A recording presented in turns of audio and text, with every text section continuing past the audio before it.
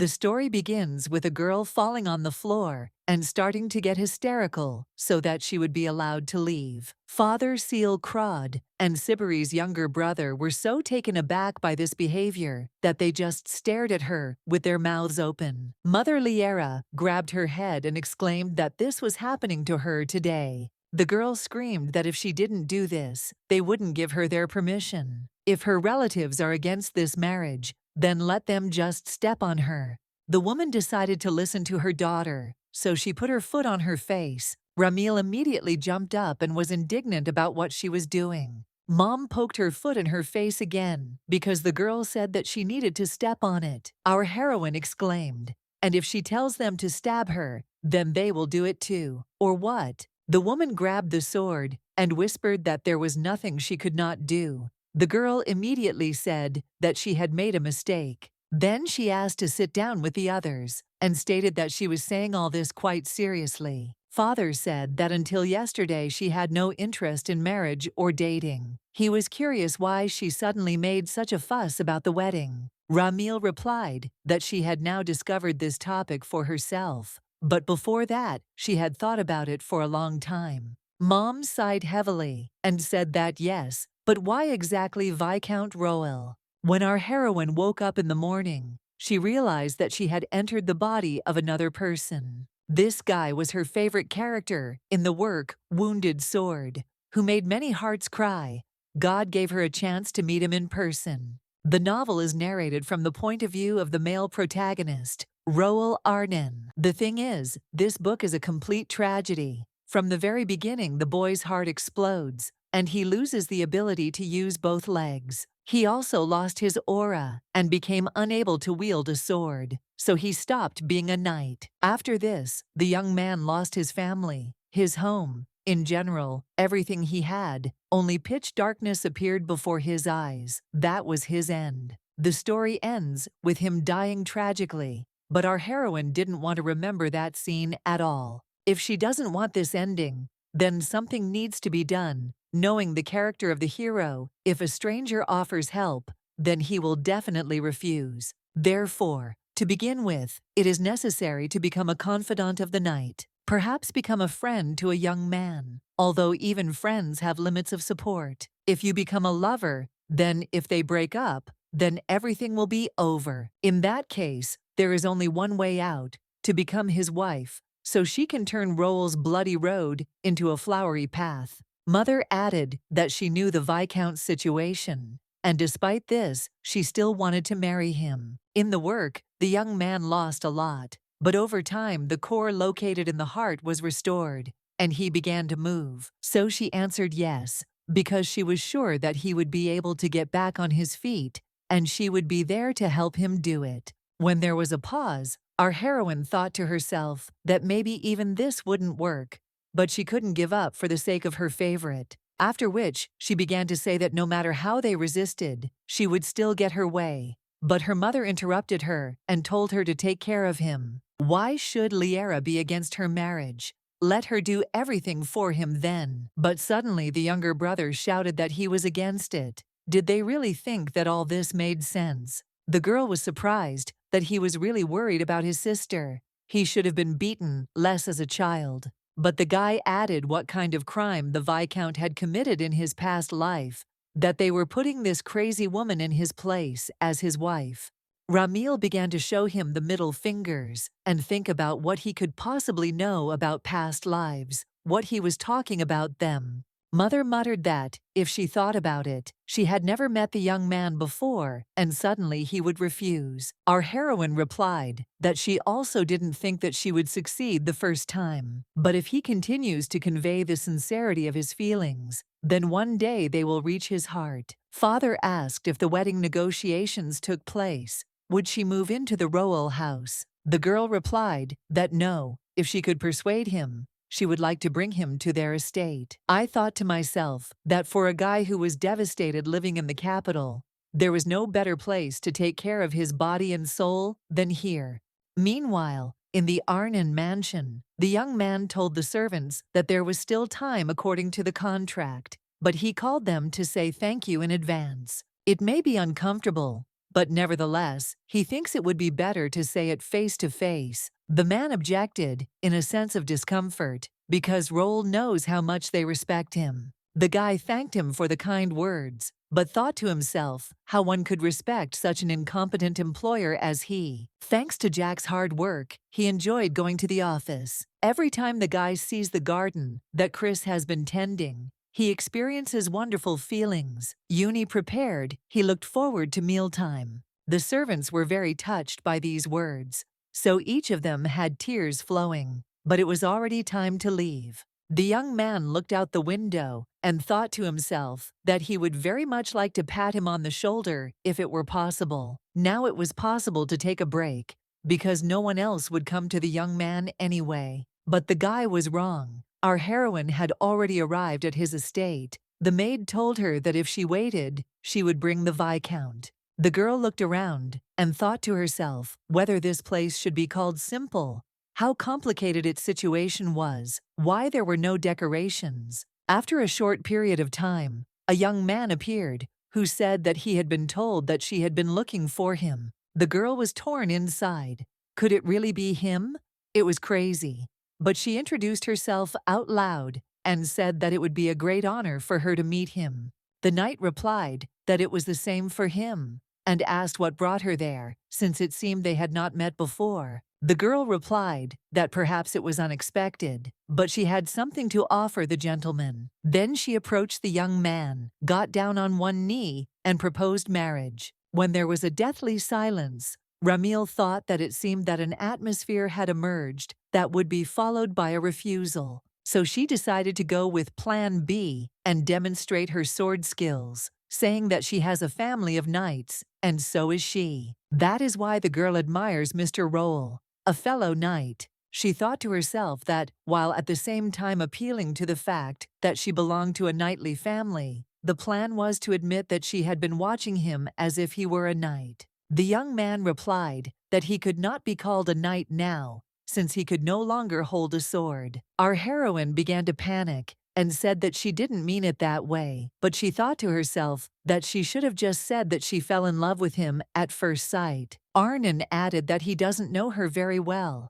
Regardless of the reason for the proposal, the current situation is too sudden. Our heroine asked for forgiveness and said that she had not thought about him, but the guy objected that he was sorry because she had proposed to him with such kindness. Ramil replied that she understood him completely, but she thought to herself that she had not hoped to achieve success on the first try. First, she would have to go back and replan everything. At home, the servants said that they did not think that the mistress would return so immediately. The girl replied that she would have to continue visiting him in the future. She couldn't ruin everything. The maid said that she thought that she would kidnap him as soon as he refused, but the miss turned out to be more reasonable. Our heroine was indignant. Did she really look like a person who was ready to commit something like kidnapping people? The subordinate calmly replied that yes, since she could stand on a horse upside down. Crod began to slowly draw her sword and say that for her,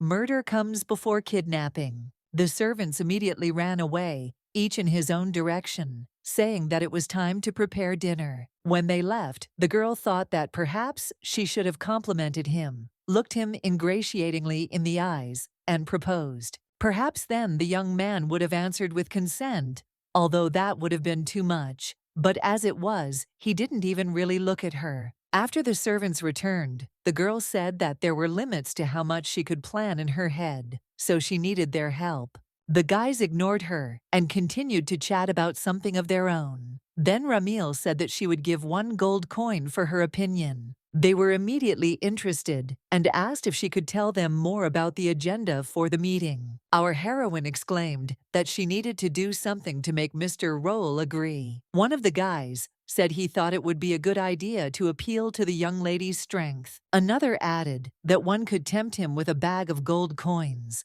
The girl refused these 2 proposals, since she cannot boast about her money or power, after which she asked if there was anything romantic. Carol coughed and said that she had an idea. Now she would tell her proposal. Meanwhile, the doctor checked the boy and said that everything was still fine. It was a low success rate study from the start. When asked if he had organized his lab well, the man replied that the cleaning was almost complete, but the suspicious guys he had mentioned earlier had appeared again. When he told them the study was over, they felt noticeably relieved.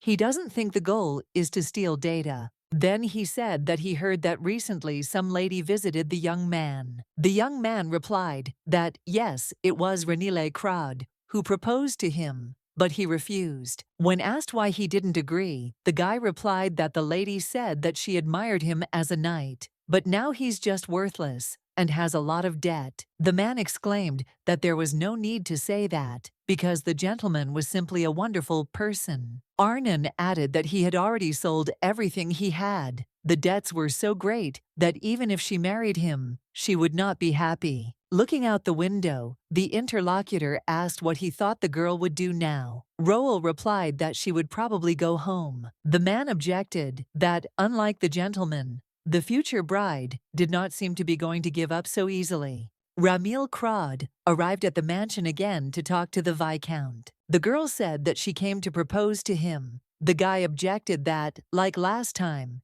he said that they were seeing each other for the first time. But our heroine said that this time everything was official. But, of course, the young man can refuse today. She is not forcing him to do so. The young man asked her for forgiveness and said that this time he would also simply refuse. Our heroine exclaimed that there was no need to apologize. Everything was perfectly fine. However, it is a little sad, so if she can take a look at the mansion, she is very interested in the capital's architecture. The guy asked if the mansions in the capital were any different, but he just didn't really understand it. Ramil replied that, yes, in particular, these ceiling angles are the charm and highlight of the capital's architecture. Roel replied that okay, he was now appointing someone to be her tour guide, but the girl objected that she would like to see it herself. She can concentrate better when it's quiet around her. Krod is the type of person who likes to enjoy creativity and art alone. The young man replied, confused, that okay, let it be as she wanted. After some time, our heroine went up to the second floor and thought about whether she would be able to meet that child. Then she remembered the instructions of the servant, who said that, firstly, she should make friends with people close to him. Ramil then thought that, as far as she knew, he had no family, but suddenly remembered about his younger sister. So I sat down on the floor and thought that I would like to know where exactly it is and how to find it. It looks like I should go back and replan everything. But suddenly the little girl's voice was heard, asking for forgiveness and if everything was okay with her. Our heroine was very confused and muttered that she just had a slight headache. The little one replied that it didn't seem like it was a little. Since she managed to fall, she urgently needed to lie down and rest. Crowd thanked her for her concern and asked what the girl's name was. The little girl replied that it was Ermia Arnon. Lying on the baby's bed, Ramil thought to herself that her mission was almost a success, since she was in her room. When asked what brought the girl here, our heroine answered that she came because she had business with Mr. Roel. Since she is also a knight, she came to greet Sir Arnon, or rather, she came to see him. The little girl muttered sadly that her brother was not picking up a sword now. When our heroine asked if she liked her little brother, the little girl exclaimed, "Of course." The young man is always very kind and understanding towards her. Even when the people who work here make mistakes, he smiles and doesn't get angry. An elder brother always tries to help anyone when he gets into a difficult situation. Also, if someone is going through bad times, the guy grieves with him. The girl smiled and said that what she said was the reason why she respected Mr. Roel. Since they have a lot in common, he suggests that they sit comfortably and continue the conversation. When Ramil asked what she was reading at the moment, the girl replied that she was reading Etiquette Standards. In fact, she often skims it because she doesn't know what it's about. Our heroine asked if the little one wanted her to come to her and teach her etiquette. The little girl was very happy and exclaimed that, of course, she would be happy. Krod thought to herself to suddenly make an appointment for her next visit. Just perfect. Thanks to this cute, pink, soft and sweet baby, she became a little closer to realizing the plan.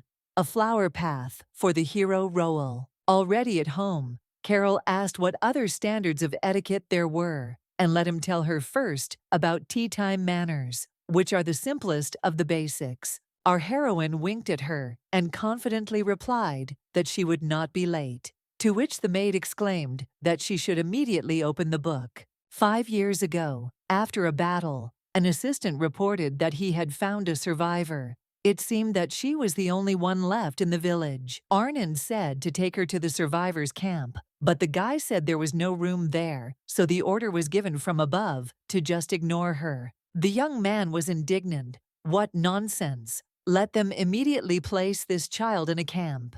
A voice from behind, a man with the title of a noble knight, asked if he thought they had time for chatting, if he was familiar with her at all. The young man bowed and said that his name was Roel. He was a centurion. The interlocutor was delighted that he didn't think he would meet a monster boy here who could cut out dozens a day, as he was able to do today. When the young man replied that it was about 12, the man offered to pass on his achievement to him, and he, in turn, would take the child to the camp.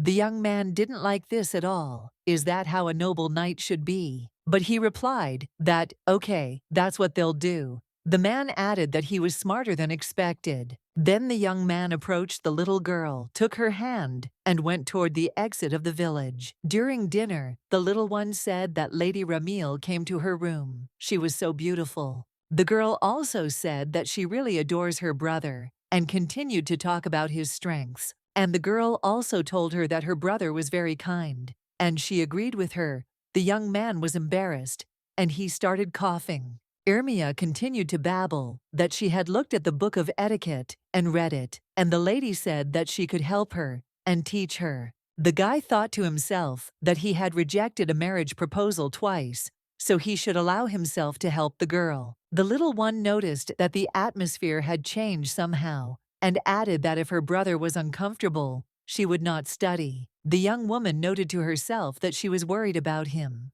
Perhaps it was because she had been through the battlefield and lived in a camp, so she was very good at reading negative emotions. Since she was from a commoner family, she could not communicate with children from noble families. Because of his title of Viscount, the girl could not communicate with the children of commoners. Therefore, it turned out that she constantly spends time reading books alone. Lady Ramil can become a friend for her. Probably the baby hasn't had that for a long time. After which, he replied that he was not against it. He was just surprised that she suggested it. The girl met a good man. Irmia joyfully exclaimed that it was true. She wanted to see her as soon as possible. The young man noted to himself that she would obviously be very disappointed if he did not allow her. By the time our heroine exclaimed that she had had a wonderful time, Carol, who was carrying the bags, said that since she had already had fun, it was time to study. The girl was indignant. In what sense?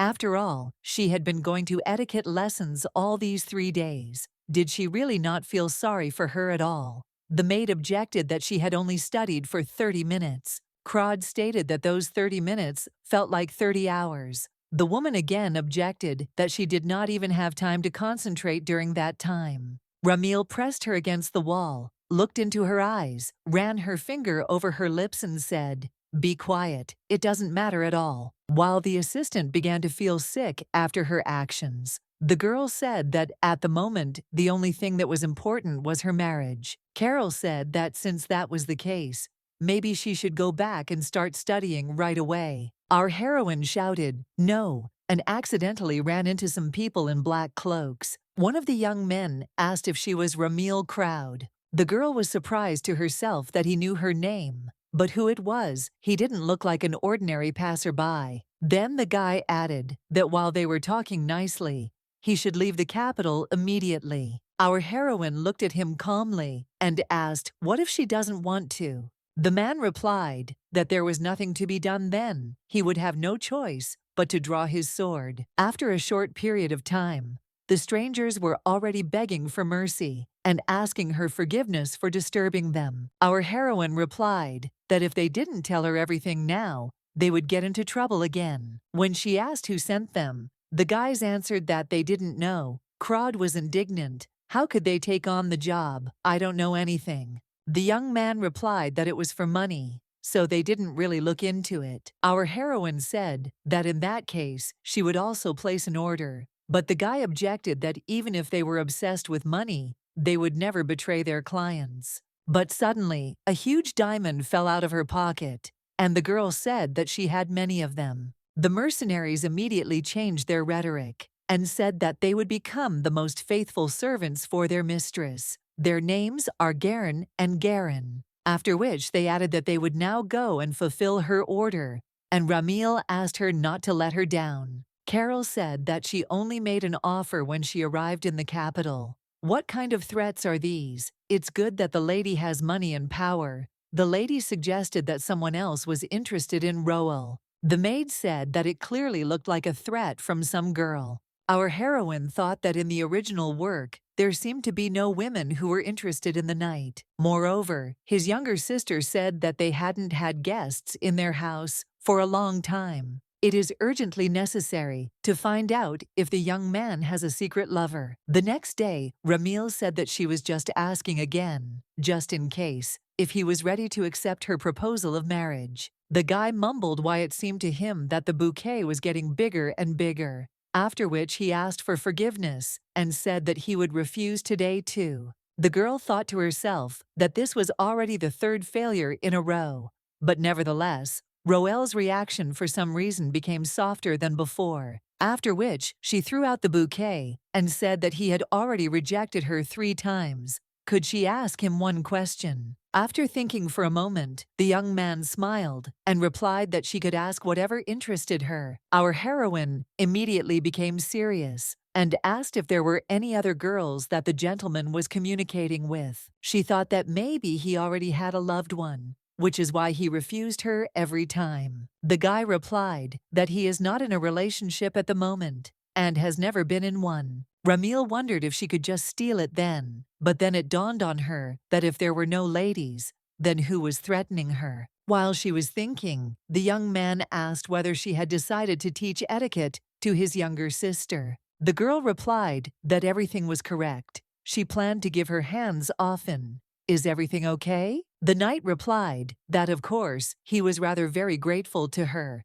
and asked if she had already eaten. Our heroine replied that she had come on an empty stomach since she had other things to do before coming here. But she thought to herself that if he was nearby, then any meal with him would be the first for her. Arnon asked if she would like to have dinner with him and Ermia. Crowd agreed. When they had already arrived at the dining room, our heroine thought to herself that this was a great chance to earn points. Then she turned to the little girl and said that she would now show her etiquette during meals. But first we needed to talk about how to sit. When you are going to sit down, you should do it on the right side of the chair, and when you leave, on the left. The brother and sister immediately asked, "Isn't it the other way around?" The girl got out of it and said that she had deliberately given the wrong answer to find out if the little one knew about it. Did they really think that the little sister didn't even know this? When our heroine tried to show off, the little girl asked if this didn't apply to fish dishes. Ramil replied that she was testing her again. Ermia is so smart. The young man asked if this should not be done with the left hand. The girl answered that it was true. Here she showed the opposite.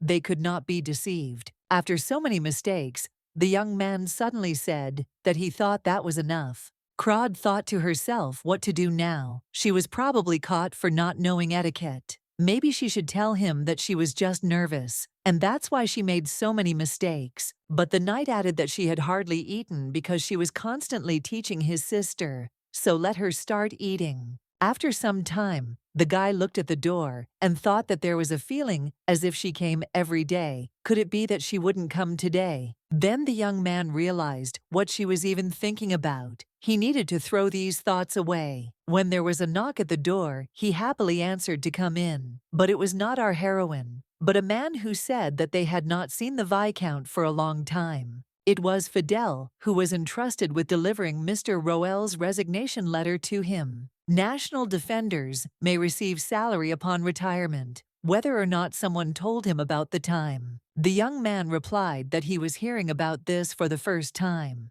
but he thought to himself that he knew that they were aware of his situation. So why hadn't his superiors informed him about his salary? Noticing his dejected appearance, the young man said that, as expected, they were working half-heartedly. But let him not worry, since he works in the treasury, he will completely restore order in the treasury. Roel asked, when he managed to become a worker in the treasury, what about his previous job then? The boy replied that after the gentleman left, the intensity of the work increased to such an extent that it became too much for them. As soon as something happened, they were sent there. But they were not the only knights in the empire. If they dismissed the common knights, they would be subject to a barrage of criticism. So there were even rumors that they were being sent there so that the guys would never return. So the guy had no choice but to change jobs in order to survive. Then he noticed the expression on his former commander's face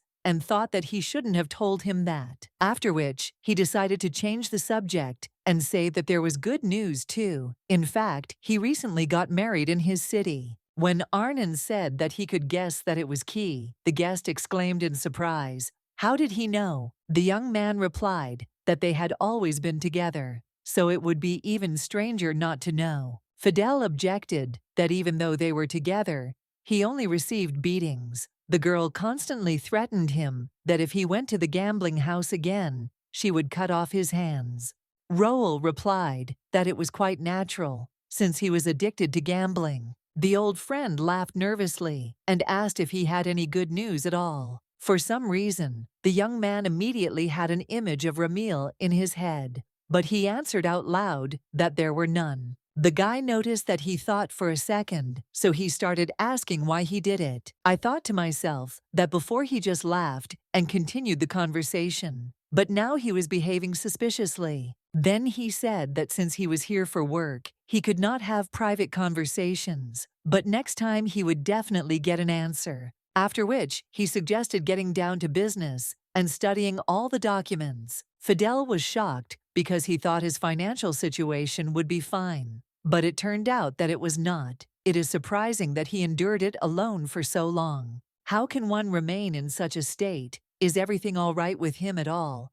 It must have been difficult to carry all this alone. It is necessary to endow him with at least the slightest strength. Then he said that there was no need to worry. It seemed that the financial situation needed some sorting out, but everything would be fine if the guy started receiving a salary. When the young man added that the Viscount could rely on him, he replied that he would wait impatiently. A few days later, the knight received a letter in which Fidel asked for forgiveness and said that it was difficult to get a salary. Even when he asked his superior why, he simply repeated that the deputy minister refused. The strange thing is that even his boss does not understand the decision of the vice minister. He just repeats the same words in a circle. Whether Roel had any problems with the deputy minister. The young man noted that this could not be. He did not know anyone in the Ministry of Finance. And his friend also wrote that it was necessary to find out if there were other reasons. He sincerely regretted that he had to report such results. The young man grabbed his head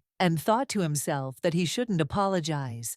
Now those around him are worried about him. This is some kind of endless series of failures. There are no results in the treatment of the damaged core. All new hopes have disappeared. If he could use his aura again, his situation would be much better. What did the guy even expect from this action? Did she really think that the aura could return miraculously? Suddenly, our heroine appeared in the room, finding him with a sword in his hands and not understanding what he was planning. After they greeted each other, the guy asked if she had come here to propose to him again. The girl replied that yes, did he really think that such an atmosphere could frighten her? When the young man again refused, the girl replied that it was nothing serious and asked if something had happened. The young man replied that nothing, but from that expression on his face, one could assume a million stories. But continuing to ask about what he was hiding was impossible. So I decided to try to lighten the mood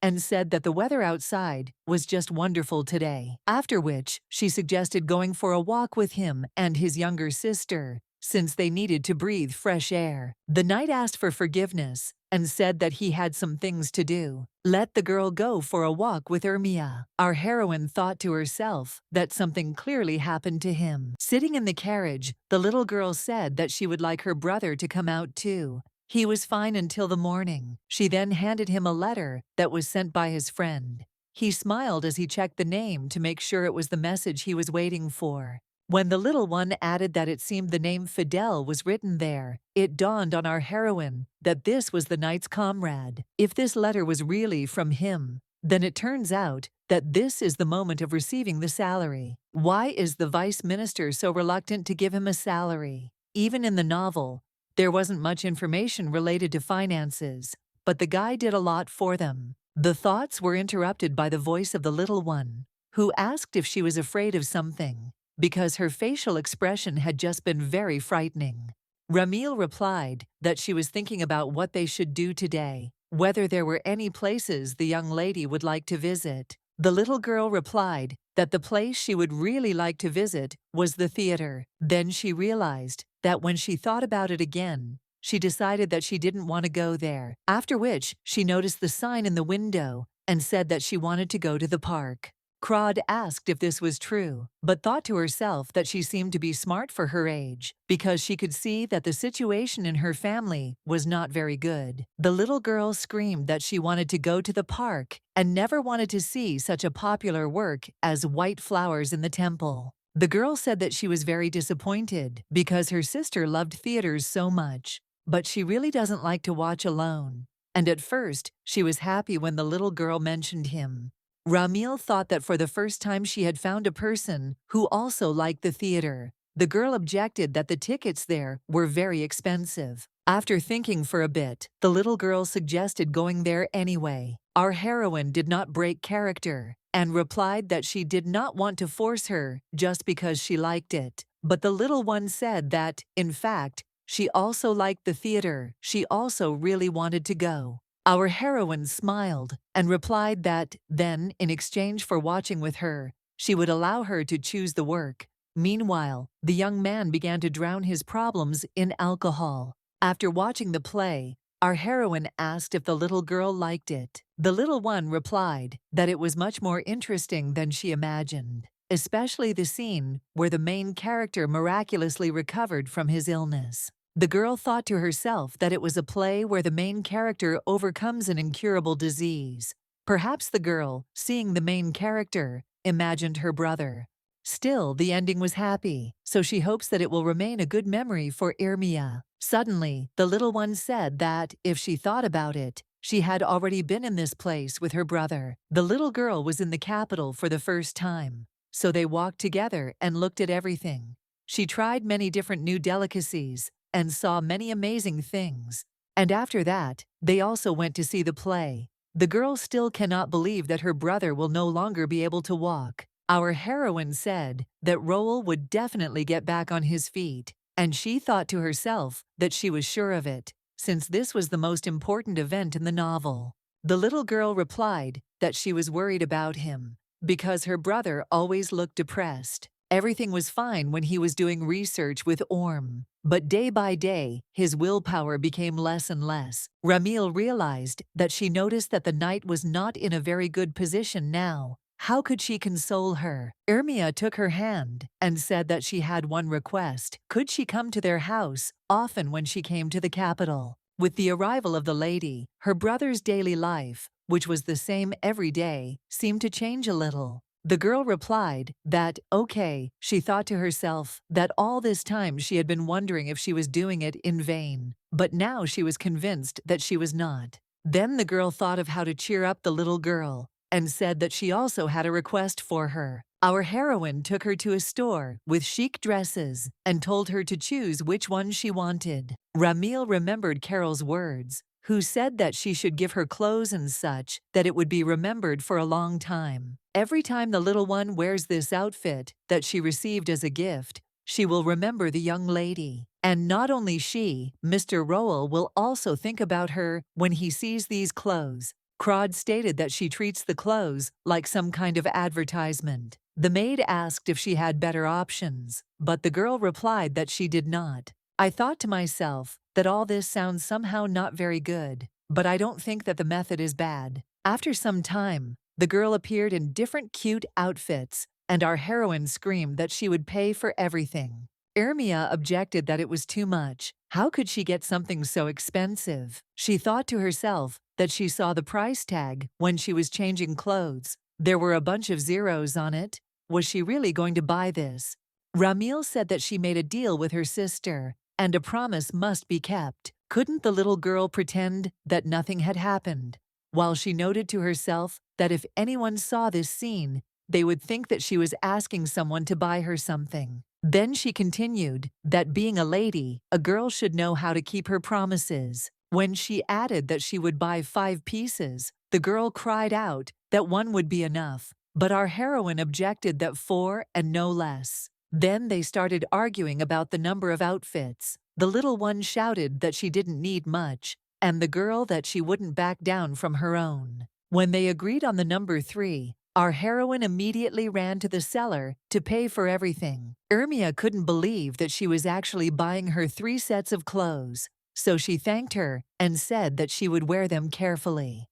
Ramil objected that these things were meant to be worn, so she should wear them more often. Then she handed her a note and said that this was her residential address, and if she wanted to contact her, she could send a letter. She thought to herself that the time would most likely come when the little one would need her help. When the girl returned home, she handed over her purchases to the maid and asked where her brother was now. The woman answered that he was in the office. On the way, the little girl thought that it was somehow strange, because usually the guy comes out to meet her. Standing in front of the door, she began to worry that the previous situation would repeat itself. When the young man shouted for Orm to be called to him immediately, since his legs would not move. But you can't think about the bad, because Ramil said that he would definitely get better. As his little sister, she had to believe in the best, so she went into his office and told him that she was already back. Seeing him, the girl felt relieved, because he was the same as usual. The young man asked why she was looking at him so strangely. Maybe there was something wrong with his face. Ermia noticed that he was a little disheveled, just like when he drank after he found out that his legs had given out. When she muttered that his face was red, the guy replied that it must be because the room was hot. The young man sees this outfit on her for the first time. It looks so beautiful on her. The little girl thought to herself that as soon as he found out how they spent the day together, he would be very happy. After which, everything began to be told in detail. Roel noted that, apparently, they had a lot of fun. The girl replied that yes, and next time they would definitely go together. It doesn't matter when, let him just promise that one day it will happen. The young man replied that, good. Then she turned away and wished her brother good night. When the little girl left, the young man thought to himself that he was glad that she had fun. When he was turning in his wheelchair, he accidentally caught a bottle of alcohol that was standing nearby with his wheel, and when he tried to reach it, he couldn't reach it, and he thought to himself that he was truly insignificant. The next day, the maid tried to wake up our heroine, who asked to give her at least 5 more minutes. Carol replied that in that case, she would simply send Garen back. Hearing this, the girl immediately jumped up.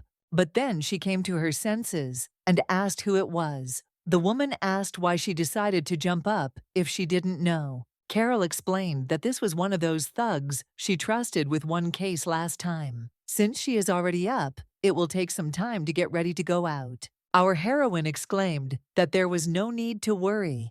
There was one way. Literally a moment later, she was already standing on the street, completely ready. The maid, dumbfounded, asked how she did it, but our heroine replied that it was better for her not to know. Upon seeing the girls, the guy began waving affably. Ramil wondered if this was the man who wanted to scare her. The maid suggested that perhaps he had lost his memory due to shock. Sitting down at the table, our heroine asked if they had done what she asked. Hearing the answer no, the girl rushed at him and started hitting him, and the maid tried to pull her away and said that people were actually watching. The young man began to justify himself by saying that he had tried very hard and had done everything possible. However, half of his face was not visible, so nothing could be found. But instead, the mercenary found out something else, and will now tell you. A little earlier, one of the guys was worried that they would be killed because they failed to complete the task. The second said that, most likely, they did not expect much from them. When the customer showed up and asked how things were going, Garen apologized and said that they had failed. The man ordered them to first sit down and explain what went wrong. The boys started telling her that her skills were much better than the information they were given. Even the two of them weren't enough. At first they threatened her, but as soon as they took out the sword, the girl immediately changed. She had incredible reaction speed, and her dodging technique was perfect. They could do absolutely nothing with her, so the girl beat them up. If they had fought to the end, they would have definitely died. The customer muttered that this was strange, because he had heard that she was very lazy and skipped training. The guys objected that this was some kind of nonsense. It was immediately obvious that she was an incredibly talented fighter. The stranger was about to leave, and finally said that they should pretend that nothing had happened, and that they should also know what would happen if the details leaked out. When he left, Garen covered his nose with his hand and was indignant that the man didn't wash himself. Why did he constantly smell like rotten meat? His friend told him to stop and start keeping an eye on him. After some time, they saw their customer meet with another masked man, after which the young people headed somewhere further, and the guys continued to follow them. As a result, they hid behind some door and had no choice but to use the eavesdropping artifact. Their customer was heard to report that they had failed to drive away the Cloud Lady, but if he is given another chance, he will show what he is capable of. But the interlocutor objected that it would be better to leave this idea for now. Garen noted that it seems like the Black Hood is of lower rank. I wonder who the man in the red cloak is. The man stated that the important person at the moment is a finance ministry employee named Fidel. Suddenly, the young people stopped talking and stared at the wall behind which the boys were hiding. The young man began to panic. Why did they fall silent? Did they really notice that they were being eavesdropped on? Therefore, he immediately told his partner that they needed to run, since it seemed they had been found out. When he abruptly opened the doors outward, he saw no one, but he could not be mistaken, since he definitely heard someone touch the door. Our heroine thought that this was good information, because now it was clear that for now, their target was not her, but Fidel. They both are people who care about the night, so they want to get rid of them. In other words, that person doesn't like it when Roel helps someone. Was there anyone at all who would benefit from keeping the young man under control? The guy asked what to do next. Should they continue investigating the Black Hood? They were clearly not after a good deed. First of all, he smelled bad. Ramil thought to herself that she didn't know anything specific yet, but she was sure that they wanted to harm Arnon. And now it would be nice to catch up and figure out the next step. After which, she said that there was no point in following the Black One. Could they find out who sent him? Looking at the huge gem, the young man muttered that he would do his best. When our heroine was about to leave, she thought to herself that he was much more dangerous than she thought. After some time, she again gathered a gathering of her servants and asked if these people had any grudges against Roel. Carol replied that she understood that it was the North. Although the young man is a hero of the Empire, from the enemy's point of view, he will be a devil on the battlefield. The girl replied that it was true. But why was it necessary to threaten her instead of killing him? The young man replied that because the work would become tiring if they killed him, and it turned out that the North was behind it, what would happen next?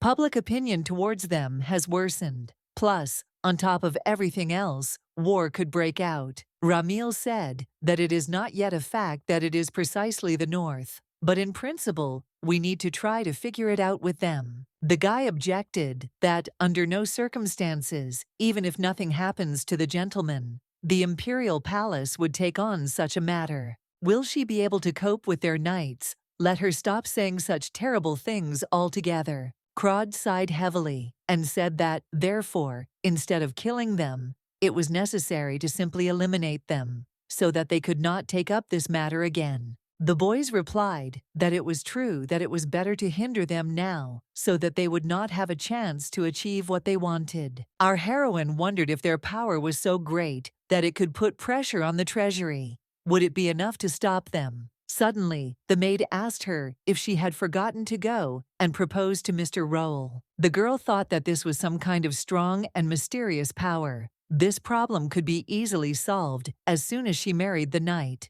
because the Crawd family was able to protect him. But the next day, our heroine received another refusal from him. The boy said that he wondered why she did it again, because usually if a proposal was rejected more than 3 times, Ramil continued, instead of him, that it was considered humiliating. In fact, she didn't know that she would have to do it so many times. However, each time she became only more determined, since the gentleman is a very good man. It's hard to explain, but she believes that if she marries him, her days will become more joyful and brighter. The young man muttered that, frankly speaking, he still didn't understand why Crawd wanted this so much. Ramil replied that in his place, she wouldn't understand anything either, but she thought to herself that to him, it all most likely seemed like just a game of a girl in love. However, having read the original work, she knows Rowell as well as anyone.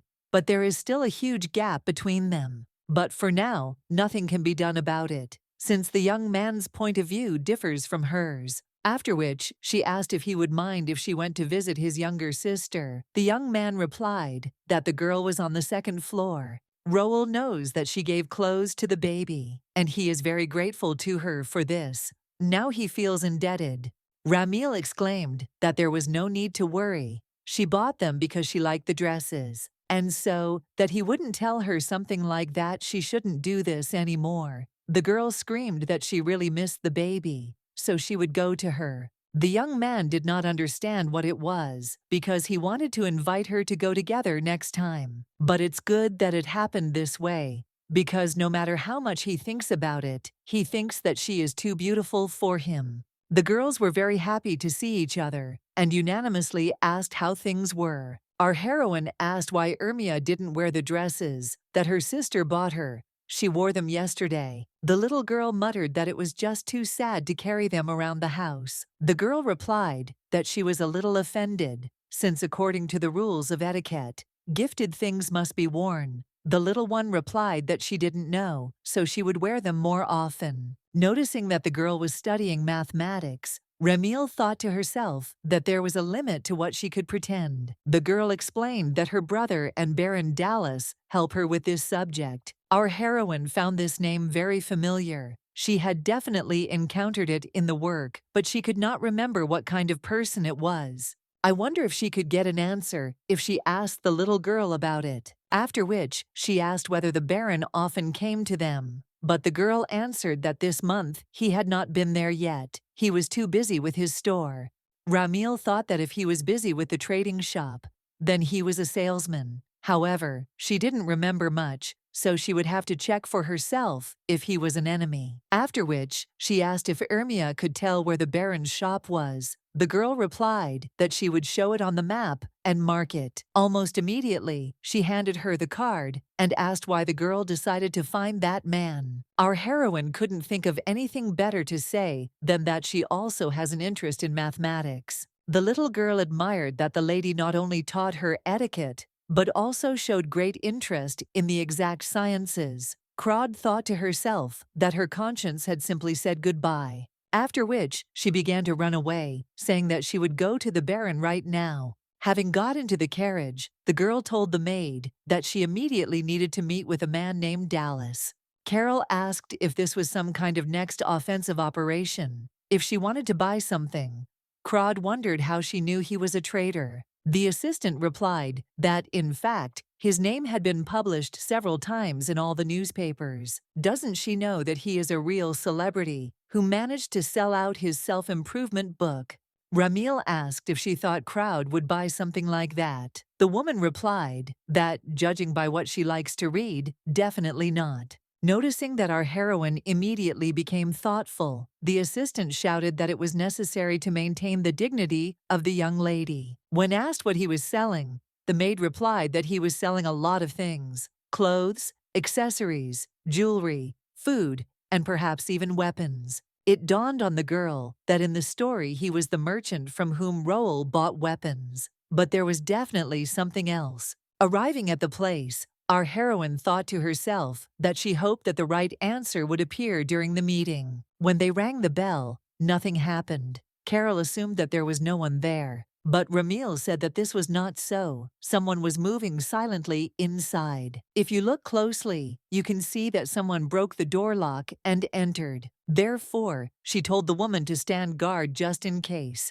and she herself went inside. I didn't find anyone on the first floor, so I decided to go check what was happening on the second. When she opened the door and said that she came to see something, a man tried to attack her from the side. But our heroine was a professional in her field, so she immediately blocked the attack. After which, she said how cowardly it was to attack from behind. And to herself, she noted that she knew it was a black hood. She then turned her attention to the supposed Baron, who was lying unconscious on the table. When the black cloak asked who she was, the girl replied that she had a question too. The mercenary stated that the answer to her question would be that he was not a woman. Our heroine was gradually starting to get irritated by all this, so she said that, apparently, he was completely incapable of capturing the atmosphere. Ramil asks again who he is and why he came to this place. If she doesn't speak clearly, then it won't all end with blows.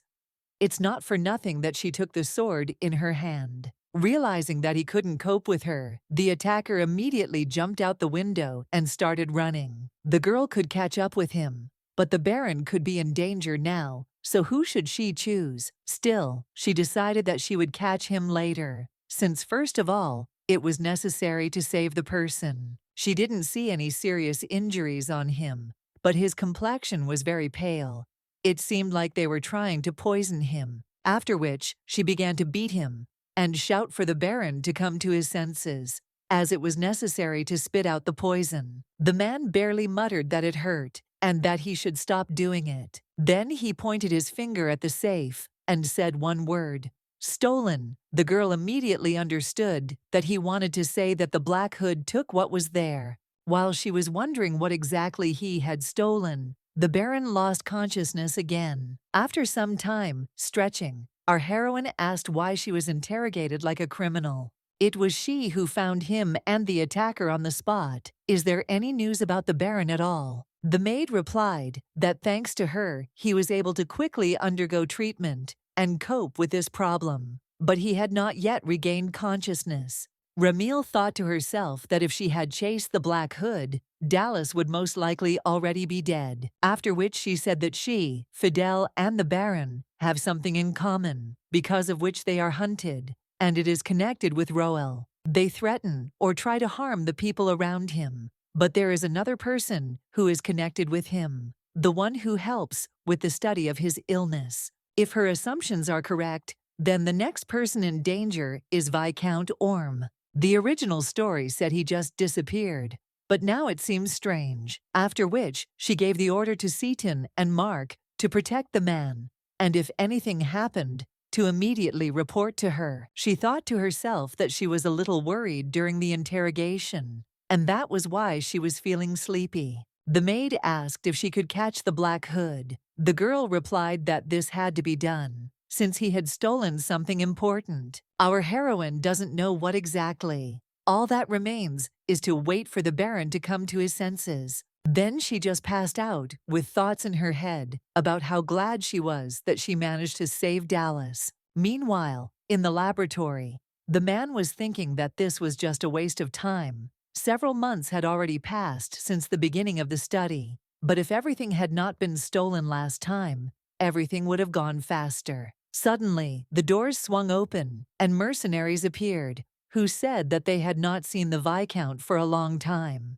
The doctor noted that last time they simply sent bandits, but now they decided to show up with you. It seems I'll have to figure this out myself, after which I shouted why they were trying to stop the research. The young man replied that, of course, the reason was that nasty guy, Roel. Suddenly, a young man materialized in front of the Viscount and stood up to defend him. and another knight took on the second attacker. These were the guys sent by our heroine. When asked who they were, Mark replied that they were the Knights of Crod. They had come to protect him by order of Lady Ramil. Unexpectedly, more mercenaries appeared, who immediately began to help their comrades. When the fight was over, one of them asked the captain what to do with them now. The man replied that he would sort things out. The youth objected that if they killed these two knights, the Crod family would intervene. But when he decided that it was better not to leave any evidence and swung his sword, a stone flew at his head. It was our heroine who said that she couldn't sleep peacefully because she had only sent 2 people, so she decided to intervene. Are the 2 of them not even capable of dealing with 4 attackers? The boys exclaimed that they were not such monsters as their mistress. The girl was indignant at why they were calling names to the man who came to save them. One of the mercenaries pointed a sword at her and said that she was too relaxed, but in fact there was an enemy in front of her. The girl replied that okay, let one of them attack, and if that doesn't work, then he'll sit on his knees and tell everything. And let them also take into account that if they remain silent, then beatings cannot be avoided. The attacker was outraged that she was so arrogant, so he immediately rushed to attack her. But the man didn't even have time to approach her properly before his weapon broke in half. Their captain shouted that she was using aura. Let them not even think of attacking senselessly. When our heroine declared that they should not forget that she could beat them to death, the order was given to attack her immediately. This fight ended very quickly, as the opponents could do absolutely nothing with her. Ramil noted to herself that they were so weak that she didn't even have to put in much effort, after which she joyfully ran toward the Viscount, asking if everything was okay with him. The man asked in shock if she had killed everyone. Crod replied that she had simply knocked them unconscious. She needed to find out who was behind all this. But suddenly the voice of Seaton was heard, which said that they were all dead. The girl exclaimed, "In what sense? She didn't hit them that hard." But the young man replied that she had nothing to do with it. Let her see, it was similar to the case with the Baron. It's the same with everyone else. Judging by the color of his skin, it looks like they drank poison beforehand. This method has recently been used by members of the Assassin's Guild. Only in case of successful completion of the task is an antidote given. When they returned back to the estate, the Viscount said that it was better late than never and thanked them for saving him. But how did they know that the Black Hood would come looking for him? Ramil explained that she heard from the little girl that he was close with Sir Roel. Recently, the Baron was ambushed by mercenaries, and items from his safe were stolen. Of course, this is her speculation, but she believes that they are aimed at people around Mr. Arnon in order to isolate him. It dawned on the man that the reason they kept interfering with the research was to keep him under control so that he could not succeed and help Roel recover. Our heroine asked him to calm down and not to be nervous. The Viscount, in turn, asked what they stole from the safe. The girl answered that it was unknown. Until Dallas wakes up, we won't find out. Orm muttered that he had a guess, and if it was correct, he should contact the master directly. Most likely, these were documents of ownership of the mansion. Our heroine immediately began to panic that they wanted to deprive him of his place of residence. The Baron, who can testify that the documents were stolen, is unconscious. Arnon will have no choice but to do what he is told. No matter how much he begged, he and his younger sister would be kicked out. But she noted to herself that everything was exactly the same as in the original. Apparently, she should tell him about it right away. Suddenly, the man said that it was not relevant to the matter at hand. But could he ask something? Did she come to the capital to propose to him? The girl answered that it was true. When the Viscount began to say that he would like to say something then, the girl immediately grabbed the sword and asked if he was against it. Orm immediately exclaimed that no, with both hands and feet for it. The man really hopes that they will get closer to the master and eventually get married. He will do everything possible to help her. The only one who can save Roel, who is in danger, is Lady Ramil. Our heroine thought to herself that, in fact, the main danger for him is she. Suddenly, a maid burst in. and said that they had received an urgent message from the Arnon mansion. It was a letter from the little girl, which said, "Please help," and the girl realized that they had already arrived. When our heroine arrived at their mansion, she immediately asked Ermia if she was very scared. The girl answered that a loud noise was coming from the office. What should she do? Ramil told her not to worry. Everything would be fine, and then ordered the maids to take her to her room. When she was taken away, our heroine asked how things were. The woman replied that bandits suddenly burst in and started to riot, demanding that they leave this mansion. The girl immediately went to his office and saw that everything there was turned upside down, and the guy was sitting on the floor next to a wheelchair that had been thrown on its side. Crod immediately ran up to the young man and asked if he was okay. The guy didn't even have time to answer anything when a bandit grabbed her by the shoulder and asked who she was. Our heroine turned sharply to him and began to twist her fingers, so much so that the young man howled in pain. After a short period of time, only one of them remained intact, who immediately began to ask for mercy and say that they had made a mistake. When the girl exclaimed that it was too late, the Viscount stopped her and said that he thought that was enough. The guys said that they really didn't know that it was a stolen bond. They were deceived, saying that they would be given the house for free, so let them forgive them. Our heroine hissed that the apology should be addressed to the gentleman, and not to her. Suddenly, knights appeared in the room and asked what had happened here. The girl gave the order to put these bandits in prison immediately. Mark immediately set to work and said that they should be grateful that their limbs remained whole and unharmed. Our heroine asked for forgiveness and said that she had gone too far because she thought that they were trying to kill him. In fact, today the Viscount was attacked by intruders who wanted to harm him, and for several days they tried to poison the Baron. At the moment he is in the hospital. The man exclaimed that the girl had shown herself to be a real heroine and had saved everyone. If it weren't for her, they would already be dead. The young man admired her and thanked her for her help. Our heroine objected that she was simply lucky to find them. The guy said that if it weren't for the lady, he wouldn't have even found out anything, and he wouldn't have understood why he was kicked out of his own house.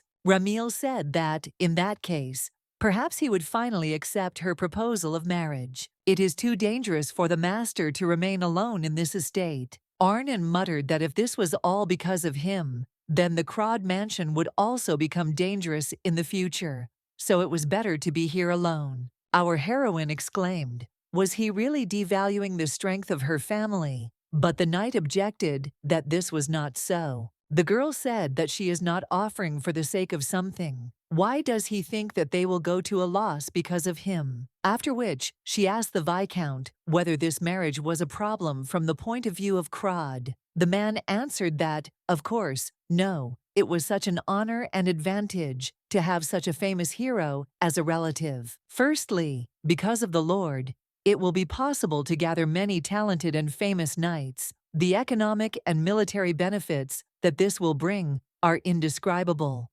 Ramil noted to herself that he was quite eloquent, but out loud she said that if he felt burdensome, then he should consider it an investment. The young man asked her to give him some time to think. It wouldn't be long. Our heroine replied that, of course, she knows how to wait and she has patience to spare. The Viscount asked why he was still thinking about it. It was a very good offer. From now on, enemies will attack him without stopping, so it is too dangerous to remain in the capital. The guy replied that he knew this, as he thought, is why the lady wants to marry him. The man answered that he had been in love with the gentleman for a long time, and that was why he was pursuing him. Arnon asked what would happen to him if suddenly this favor disappeared for some reason. Orm realized that this marriage was not really on equal terms. One day she might suddenly cool down and announce a divorce. Then the gentleman would have no rights and he could be thrown out on the street. But he replied that he still wanted him to get married. It was unknown how long this marriage would last, but at the moment he needed protection. He also believes that he should tell his younger sister about this himself, so he will call her. When the little girl came into the room, The young man asked her what she thought of Lady Ramil. The girl replied that she was really a cool and nice girl. The young man said that, to be honest, she proposed to him. Ermia was delighted and asked what he had answered about him. Roel said that she asked for time to think things over, so he decided that he should talk to her. The little girl replied that she liked all this very much, since they were both very good people, and if two such bright people are together, then that's just wonderful. The brother replied that things might not be so rosy, because if he married her, there was a high probability that they would join the Crod family. If suddenly they all look like nobles from the past, then the girl may have problems. Ermia said that she understood what he was worried about. She would do everything possible to look good in the eyes of adults. The young man hugged her and said that he was sorry that he had raised her in such conditions that she had to say such things. Meanwhile, our heroine sat in another room and went over in her head the phrases she would need to say if he suddenly decided to refuse her again. Suddenly, the Viscount ran in and said that things were not going well. He had spoken to the gentleman, and he thought that she might leave him. The girl wondered why he thought so. Maybe she had behaved too frivolously, proposed on the first date, and continued to do so even after he refused. Ramil skipped the dating stage and just proposed marriage. Apparently, he thought she was immature. The man said that it seemed better to just kidnap him. Crod replied that she was considering this option in case of refusal. Suddenly, a little girl appeared and said that her older brother wanted to talk to the lady. On the way, our heroine calmed herself down and said that there was no need to be nervous. This time, he would definitely agree. Unexpectedly, the young man agreed and said that he would do everything possible to become a good partner for her. The girl couldn't believe her ears that they had finally become a real couple, after which she bowed and said that she would also do everything possible to become a worthy partner for him. Suddenly, the guy said that perhaps it was shameless,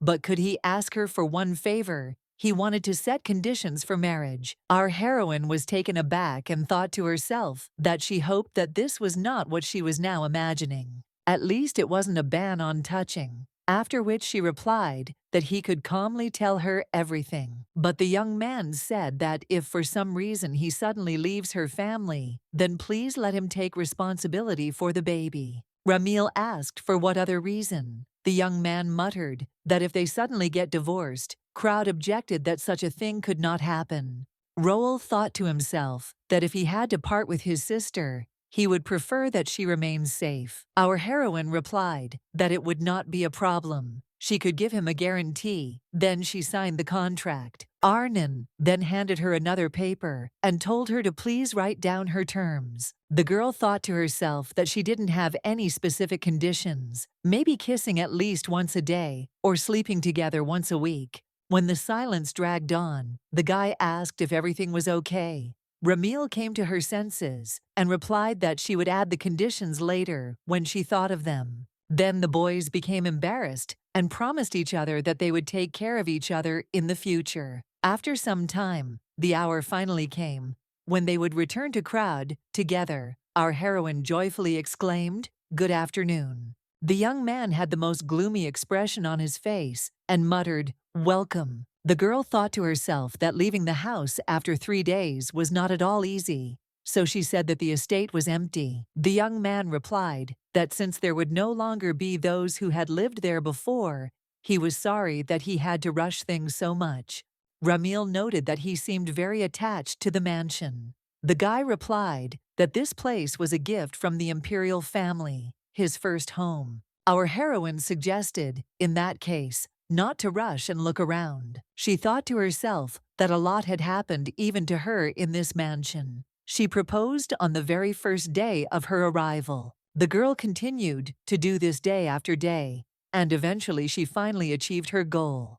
Here she met the little girl and also embarrassed herself many times regarding the rules of etiquette. Plus, she managed to see the devastated Roel. She couldn't even imagine what state he was in. But, as she promised herself when she came to this world, she will definitely help make a good ending to Roel, and change the name of the novel to The Sword in Love instead of The Wounded Sword. After a short excursion, the young man said that this was enough. Thank you very much, but they could go now. When they went outside, our heroine asked who these people were standing near her maid. When asked what happened, Carol replied that the problem was right in front of her, and she should deal with it herself. The girl said that her name was Kira. She was a former member of the Knights of Lord Roel, and Fidel exclaimed that he would really marry this lady. Arnon replied that they hadn't seen each other for a long time, and ignored the guy's question, which made him extremely angry. Kira said that she came because she heard that the gentleman was leaving the capital. The young man asked if he was really leaving because of the wedding. Roel answered that he was. Fidel said that he was offended that he lied about not having any relationship. The knight asked him for forgiveness. When the boy exclaimed if he could give them some advice, his wife put her hand on his shoulder and ingratiatingly said that it was enough to talk. The knight said that, in fact, not very good things had happened recently, so they were lucky that they were okay, and then began to explain what exactly. The young man was taken aback by what he heard and said that, fortunately, he had recently been fired. His boss kept talking nonsense, so the guy went to the vice minister personally and had a little argument with him. And the next day, the young man saw that the table in his office was no longer there. Our heroine asked what about joining the knighthood of Crod. She also advised Viscount Dallas and Baron Orm to come to them for their own safety. After a short consultation, the boys answered that they agreed and would come with the Baron when he had fully recovered. Meanwhile, the maid reported that the carriage had already arrived, but unfortunately, there was no low entrance carriage. Our heroine replied that there was nothing to be done. Then she would have to lift and carry it, and once home, she would take care of it. The young man felt awkward and muttered that it was because of him that she was always in trouble. The girl said that everything was fine, and without thinking twice, she picked him up in her arms to carry him. Having seated him more comfortably, she added that this was the only way she could think of. Looking at this, the boys thought to themselves that they could completely trust her with Mr. Roel. As they set off, it dawned on Ramil that she could hug him at least twice a day when she put him in the carriage. A little later, Crod reported that a little more, and they would arrive at the place, and drew attention to the fact that the young man was clearly very nervous. When she began to calm him down and say that everyone in her family was the same as her, the carriage suddenly braked and the girl hit her head.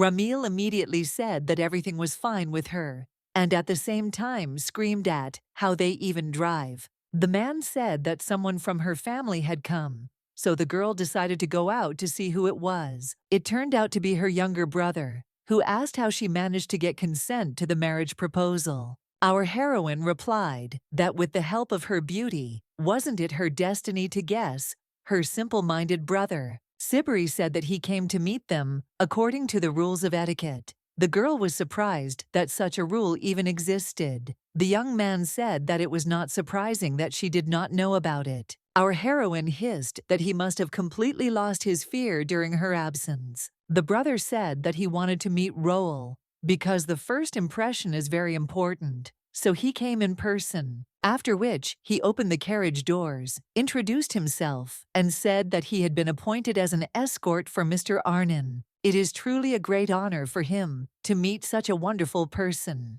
The young man replied that the feeling was mutual, and added that he and his sister turned out to be very similar. They immediately started fighting with each other and shouting at each other about how they were alike, since they didn't even say they were brother and sister. The young man replied that in fact, they had the same last names and hair color, so it wasn't hard to guess. Our heroine immediately told him to put on makeup upon returning to the estate. The guy was indignant. What's the joy? Suddenly, a little girl appeared and said that the carriage had suddenly stopped for some reason, and that something had happened. Ramil immediately introduced Ermia to her younger brother Sibiri. The guy stated that she was the gentleman's younger sister, so now she could call him brother. The girl thought to herself that he had the same gentle touch as Lady Ramil. When they arrived at the mansion, Roel was worried about how the heads of the Crod family would receive them. He really hoped that they would be received favorably. It was clear from them that these were not simple people, the shield of the West, Seal, and the spear of the West, Lyra. When the parents introduced themselves, the boy did the same in response and thanked them for their hospitality. The man shook his hand and thanked him for marrying his daughter. The woman glanced at the little girl and asked what kind of child she was. The little girl immediately introduced herself and said that she had come from the Vice-County Arnon. She began to panic in her mind that she needed to make a good impression, but she was stuttering. Lyra muttered that she heard that the master had a younger sister, but it was still unexpected. Our heroine exclaimed why she behaves like this with people who are too tired. If she has something to say, she can do it tomorrow. Therefore, today it is better to rest a little. But she thought to herself, why is she suddenly like this? But mother still continued to press them and say that it was all somehow unexpected. The guy started making excuses that the reason Ermia stuttered in her greeting was because he hadn't taught her properly. Couldn't she have been more lenient? Lyra asked why they were all reacting like that, because she just wanted to say that the baby was much cuter than the woman thought. After some time, the parents treated the baby to various foods and told her to eat whatever she wanted. The guy said that even though there had been a misunderstanding recently, he thanked her very much for supporting his sister. The girl replied that there was no need to thank her because Ermia was now her family, so it was natural. She thought to herself that the family was confirmed by law, so that she would never be separated from him. Suddenly, the father asked when they planned to hold the wedding vow ceremony. Now they can rest, and tomorrow everything can be done. When the young man asked what it was, the girl explained that it was their family tradition, so he would see everything tomorrow. The next day, the guy was dressed in some strange outfit and was driven down the corridor where he ran into Ramil.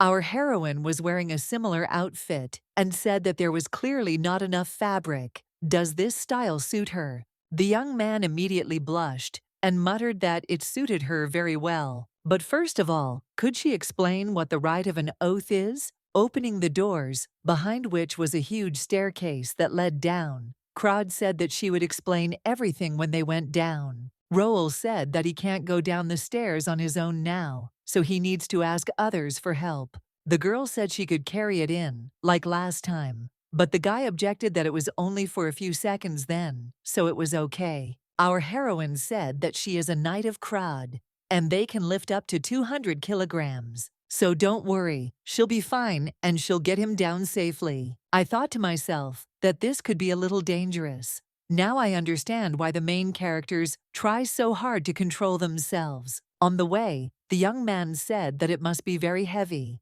so he asked for forgiveness. The girl began to answer that everything was fine, but then she noticed his bare chest. Our heroine immediately lost her balance and flew down with the knight in her arms. After the fall, the young man worriedly asked if everything was okay with her.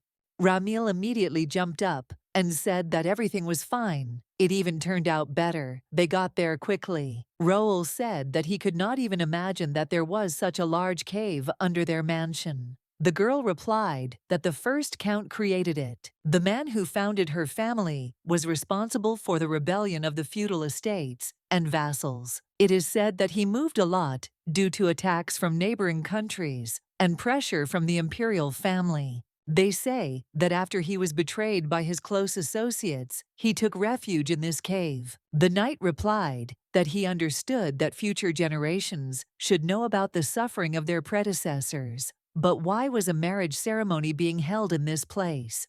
Ramil explained that he was not alone in this place. When he saw his knight, he asked why she followed him. The assistant explained that she had to protect the count. The man objected that he was no longer a count, and with her talent, she would succeed wherever she went. The girl asked why he gave her land in her name. The guy answered that it was her salary, but she objected that he gave the land only to her. The count is a very close person to her, so how can she leave him alone? The young man asked with interest how it all ended. Our heroine explained that the knight she mentioned was the first countess. The guy stated that Crod is truly an amazing breed. Ramil thanked him and said that drinking the groundwater in this place means sharing all troubles among themselves. It is also the place where the first count decided to get married. Roel clarified that if they do this, they will become official husband and wife or something. The girl replied that everything is correct. Watching him drink, our heroine thought to herself, is it possible to be so handsome just by drinking water? When he blushed and handed her the cup, the girl asked what happened. Did the water have a strange taste or something? The young man exclaimed that, no, she could drink calmly. Our heroine did not understand what was happening. Could it really be alcohol? But after taking a sip, she realized that it was just water, and said that we could go back up. When asked if everything was okay, the guy mumbled that people call this an indirect kiss. Ramil froze in place and thought to herself, why didn't he tell her about this earlier so that she could enjoy it? After some time, our heroine reported that the next step of the ritual was a meal together. When asked if he would like a drink, the guy replied that he could, since he often drank and he liked it. Because alcohol is something that is always present on the battlefield. You can't do without it. The girl noted to herself that in the original work, there were moments with drinking from time to time, but she didn't know that he liked it. Over a glass of wine, the guy asked if there would be a separate ceremony for the wedding. Our heroine answered that yes, but she thought it would be worth holding it somewhere in a year. Living happily as a married couple for hundreds of days, and then having a celebration, is a tradition in their family. Since the first countess had the status of a slave, there was a lot of opposition from those around her, so it took time to carry out the ceremony properly. The young man asked if this meant that they had just gotten engaged today, but the girl replied that they had gotten married. When he said that there were still many days before the wedding, Crowd exclaimed that they had registered the marriage, and that was more important than the ceremony. Then she offered a drink, and thought to herself that now only the last ritual remained. After some time, they were already lying together in bed, holding hands, and in deathly silence. When Ramil said that this was the final ritual, I thought to myself that this was so awkward that it would drive me crazy. The guy thought that she had fallen asleep, and began to thank her for everything, because he thought that before meeting her, he was on the verge of collapse. The famous imperial knight, who cannot hold a sword, he thought that the end of everything had already come. Being obsessed with recovery, he completely forgot that there are people who are dear to him. If Lady Ramil had not appeared in time, he would most likely have lost everyone. The young man is very grateful to her for pulling him out of this swamp of misfortune. He doesn't even know how many times he needs to thank her to at least somehow repay her. The girl thought to herself that she could not help but do this for the sake of the man she really liked. Then she turned to him, but saw that he had already fallen asleep, and thought to herself that she looked like an angel. The next day, the maid asked where Mr. Roll was. Our heroine answered that his father had called him. Carol glanced at the bed and asked if anything had happened last night. After all, the girl read a lot of pornographic stories the day before the ceremony. Crod was outraged that she read them just like that. How could she even think that this was for the first night? The assistant said that since she had no experience, she thought that the lady was learning everything with the help of a book. Ramil objected that she had actually read it with her. Carol replied that she was actually still single, so please don't drag her into this story.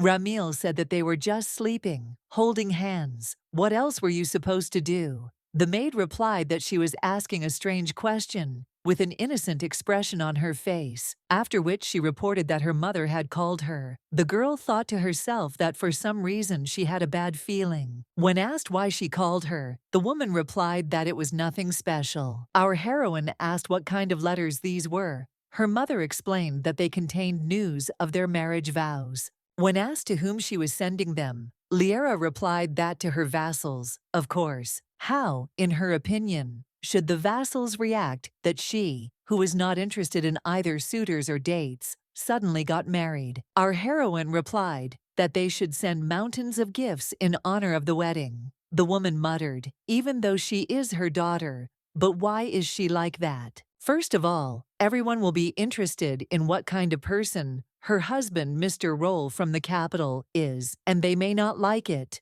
Her mother also had a hard time at first. She remembers everything that happened 25 years ago, as if it were yesterday. That day, ladies from aristocratic families invaded their home and first suggested having a tea party. She was young then and thought it was some kind of welcoming ceremony. But they did it specifically so that they could ignore her during tea drinking. However, her mother is not one to be timid, so she kicked the table, started waving her sword, and everyone immediately fell silent. And before that, they looked down on the residents of the capital. It turned out that their parents ordered them to do so. She should have seen the look on her father's face when he ran up to them, thinking something serious was going on. When he saw his wife, who was dealing with the arrogant aristocrats, he muttered for them to continue. He would not distract them. After that day, the vassals who were there disappeared, so let him warn Roel, just in case that there will be a tea party. She immediately went and told the young man everything, and asked him to prepare himself mentally, because sooner or later it would happen anyway. Then she asked if everything was okay with him, since he didn't look well. I thought to myself that there was something in the novel connected with his social circle. So she took him by the hand and said that if something was bothering him, he could tell her. The young man replied that it was more fear, since he had previously had to deal with aristocrats. Once upon a time, a guy went to one of the celebrations. Since he was invited for the first time, he simply had to be present, because if the reason for not appearing was unfounded, the inviting party would be dissatisfied. He was met by a young man who, smiling affably, said that it was nice to meet him. His name was Kadek. As the young man thought, the night is a real beauty. Now you can go inside. Holding out a glass, the new acquaintance asked if he drank. Roel answered that he did. The young man said that it was good, since among the knights there are people who do not drink. That is why he asked. Arnon replied that there are few of them, since most of them like to drink. After a fight, you always want to drink. The young man asked if there was alcohol on the battlefield at all, or if it was difficult to get. When the knight replied that he mostly did, but that it hadn't been happening much lately, the boy sighed heavily and said that it was very sad that even a drink wasn't available when he wanted it. People kept coming and coming. Roel thought to himself that they needed to be avoided as much as possible. But suddenly, he was loudly introduced and said that this was the man who brought them victory in the war. Those present admired him as a real hero, and it was a great honor for them to meet him. The young man thought to himself that everyone was quite friendly, but he had heard that nobles valued birth highly. Perhaps this was a misunderstanding. Then a servant came up to Kadek and told him something, so the guy immediately said that he had to go away for a while, but he would be back soon.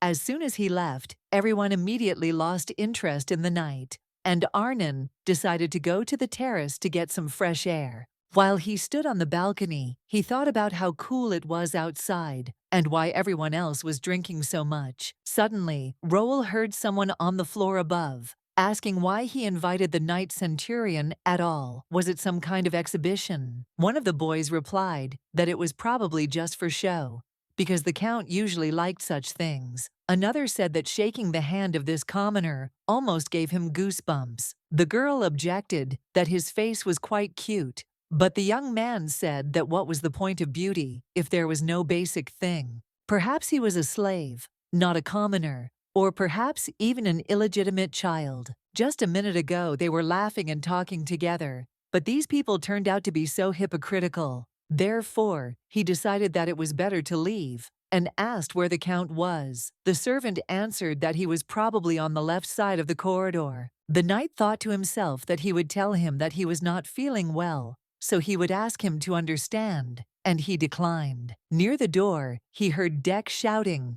why he was being asked to pay for the treatment. The interlocutor objected that he had been wounded trying to protect the count. The young man continued to shout, "How can a knight demand that an aristocrat pay for medical expenses because he only has one broken arm?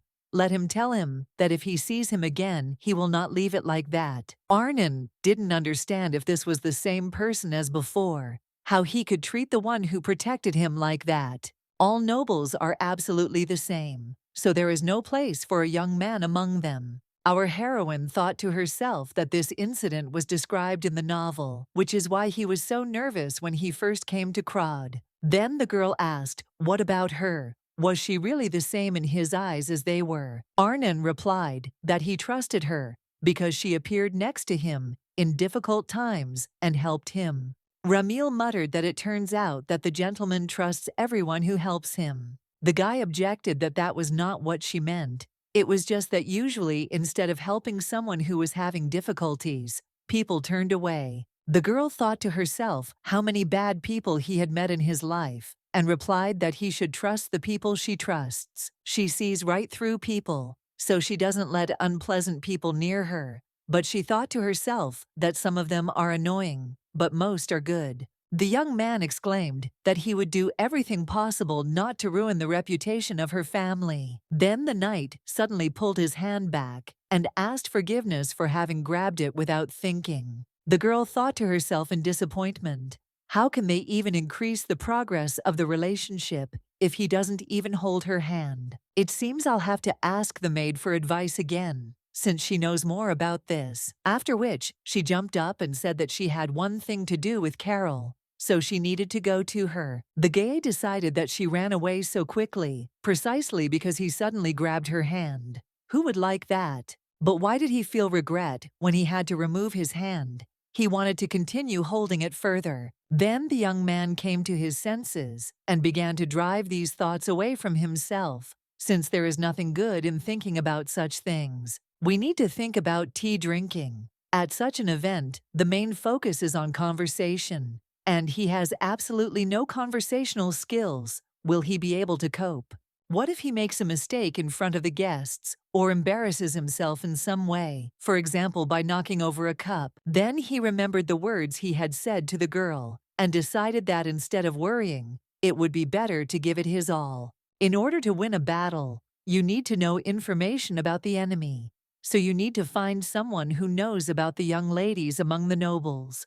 Meanwhile, our heroine informed her younger brother that someone was trying to harm Mr. Roll. This is just a guess, but it is clear that the goal is the fall of Arnon. Sibri asked why she was so suddenly alarmed. Let her be calmer. The girl objected that this was not a joke, but a really dangerous situation. Of course, there will be no threat to their family, but still she is here to say that they must prepare in advance. The young man wondered who dared to mess with the hero of the empire and try to harm him. But it doesn't really matter, because his sister is next to him, a person with incredible talent who instills in others a sense of their own inferiority, a monster that taunts its opponents with a sword slung over its shoulder and achieves victory. Suddenly, the voice of a servant was heard, who announced that Mr. Roll was asking him for permission to enter. After a positive answer, a young man immediately appeared and asked if he had disturbed him, since he had something to talk to him about.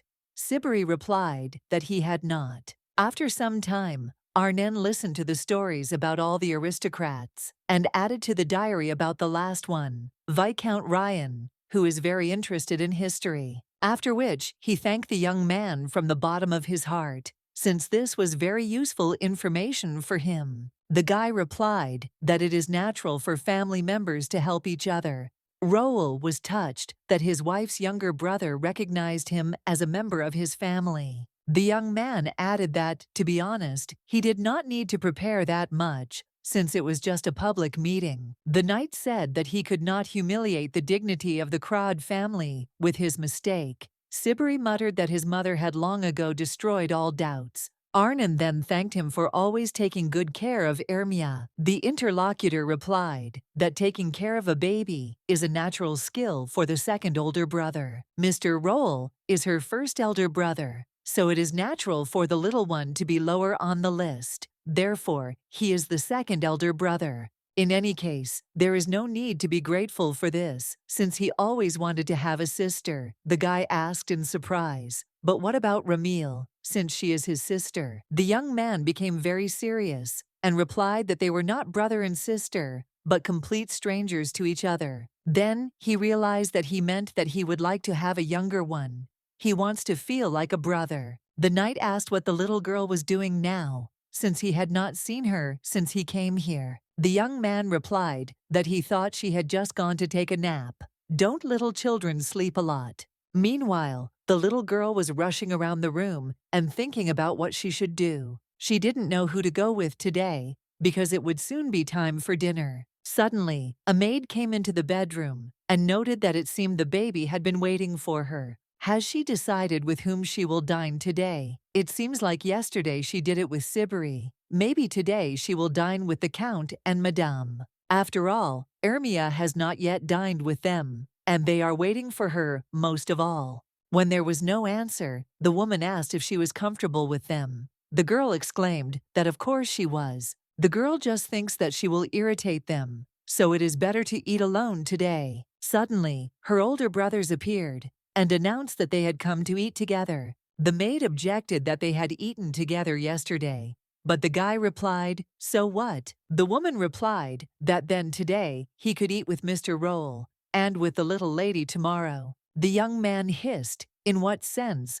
Carol noted to herself that even their faces were the same, like brother and sister. After which, she added that the baby would be having dinner with his parents today. The young man replied that it was okay. Then the three of them could go together. Upon seeing the boys, the knight asked if something had happened. Sibiri said that he needed to tell the parents that they wanted to eat together. Roel started to worry if they were bothering them. The guy replied that no, because he came too, so nothing would happen. After a short time, a knight appeared and said that the madam had refused her son, and that Arnon and Ermia could come in. The young man was taken aback by this turn of events and muttered, "In what sense?" Then he immediately came to his senses and said that nothing terrible had happened and that they should not worry about him and let it pass. When they left, the young man asked if he was not their child and why they didn't let him in. Meanwhile, our heroine ran to the maid and asked if she had 1 minute for her. The woman immediately interrupted her and asked if she had forgotten that Viscount Orme was still present at the estate. The assistant knew that this would happen. He had come yesterday, but their lady had not even honored him with the opportunity to show her face. Our heroine immediately exclaimed that she had plans to visit him today and abruptly went somewhere, but the maid objected that she was heading in the wrong direction. After a while, she already asked for forgiveness for being distracted by other things and not visiting him for a long time. The man replied that everything was fine because he had spent his time usefully in such a wonderful place. The Viscount bought the goods needed for the research at the market, and it turned out to be larger than the capital. Plus, goods from the beastmen arrive here much faster. By defeating the monsters, they can easily obtain magic stones. Perhaps with their help, the exploration will go better. It's still a hypothesis, but he believes that the magic stone is absolutely necessary to restore Mr. Roll. The girl noted to herself that he looked confident and said that she would give him as many as he wanted. Her family has been making them for a long time, so most likely there is something in the warehouse. The man was amazed that finding such a stone in the capital was as difficult as getting a star from the sky. At some point, the demand for magic stones suddenly increased, so he could not get them for any amount of money. So, thank you, because if it weren't for the lady, he would have spent all his money on the purchase. Our heroine handed him some ring and told him to use it instead of money. The man asked why she was giving it to him. Ramil explained that this is a ring with the signet of their family. In this territory, he can buy anything if he has such a ring. When the man began to thank her, she replied that he was trying so hard for the sake of the master, so it was nothing. Suddenly, he handed her some kind of package and said that since he and Sir Roll were a couple, she should know about it. Our heroine thought to herself that even if she looked at the research results, she still wouldn't understand anything. On the first day, the legs became paralyzed due to the disappearance of the aura. On the third day, the patient continued to complain of pain, but fortunately, it quickly subsided. On the 7th day, although he had no strength at the moment, the patient refused to eat because of a feeling of loss, which caused anxiety about his future condition. Ramil noted to herself that she had seen this in the original work, but reading it again, she had mixed feelings. But, to our great surprise, our heroine noticed something strange. It was said there that when the patient was asked what happened on the day of the incident, he could not remember anything. Part of his memory was lost due to the violence of the aura. An assassination attempt on the Baron and the Viscount, unidentified people in black hoods, and this time lost memories. None of this was in the original work. The girl thought that everything would be easy because she knew history, but it turns out that she didn't know everything. Perhaps the author of the novel simply liked to leave hidden clues for readers to figure out on their own. But what does that matter now? Crawd Manor was also a place that wasn't even mentioned in the book. She just had to make sure that Roald didn't despair and became happy in the end. But for this, you still need to try hard. And in general, suddenly she remembered her past life for a reason. After some time, our heroine looked in on her husband and said that they had not been able to have dinner together last night, so she thought that they could at least have breakfast. They felt extremely awkward in each other's presence, so for now, they used different rooms. When the young man agreed to have a meal together, the girl asked what books he had been reading since the morning. The young man replied that history, medicine, and the like. Ramil took one of them, on which were written incomprehensible words, and asked what it was. Roel explained that it was written in an ancient language. This is all for the sake of the guests who may soon visit the estate. He studies in advance everything that they like. He's just not very good at Soviet conversations, so he decided to prepare. If you know in advance about the interests of your interlocutor, you can have a calm and fun time. Our heroine was indignant. Did he really sit here all night? The guy immediately said that he understood that he was overdoing it. However, this tea party reminds him of the mission he has taken on for the first time in a long time, and he really wants to succeed. The girl noted to herself that she hadn't even thought about such a thing. She always thought only about herself and didn't take his opinion into account. After which, she took one of the books and said that then they would study everything together, since it would be unrealistic for him to manage to read such a stack. Since he is a member of their family, she, as the master's wife, must help him in everything. Having spent the whole day studying, when it got dark, our heroine simply passed out in her chair. The young man noted to himself that she was clearly tired, so it was time to finish. Suddenly, the girl came to her senses and realized how long she had been sleeping. So that she wouldn't feel awkward, the knight also decided to pretend that he had just woken up. Ramil immediately sighed with relief that she was not the only one. Therefore, she said that naturally he didn't sleep all night, so it's understandable why he falls asleep. The young man decided to ask if there was anyone among the aristocrats whom he should be especially wary of. The girl muttered that no one came to mind, but she thought to herself that anyone who started to make fun of him would get a punch in the eye. Meanwhile, some guy was approaching Crawd, who was telling himself that he hadn't been there for a long time. The next day, the aristocrats gathered for tea and discussed that they could not even imagine that the lady would get married. At first, it was all perceived as a joke. It was very interesting what kind of person her husband is. Roel started to ride up to them. The guys were delighted, saying that he was a battlefield hero and was making a strong impression on people.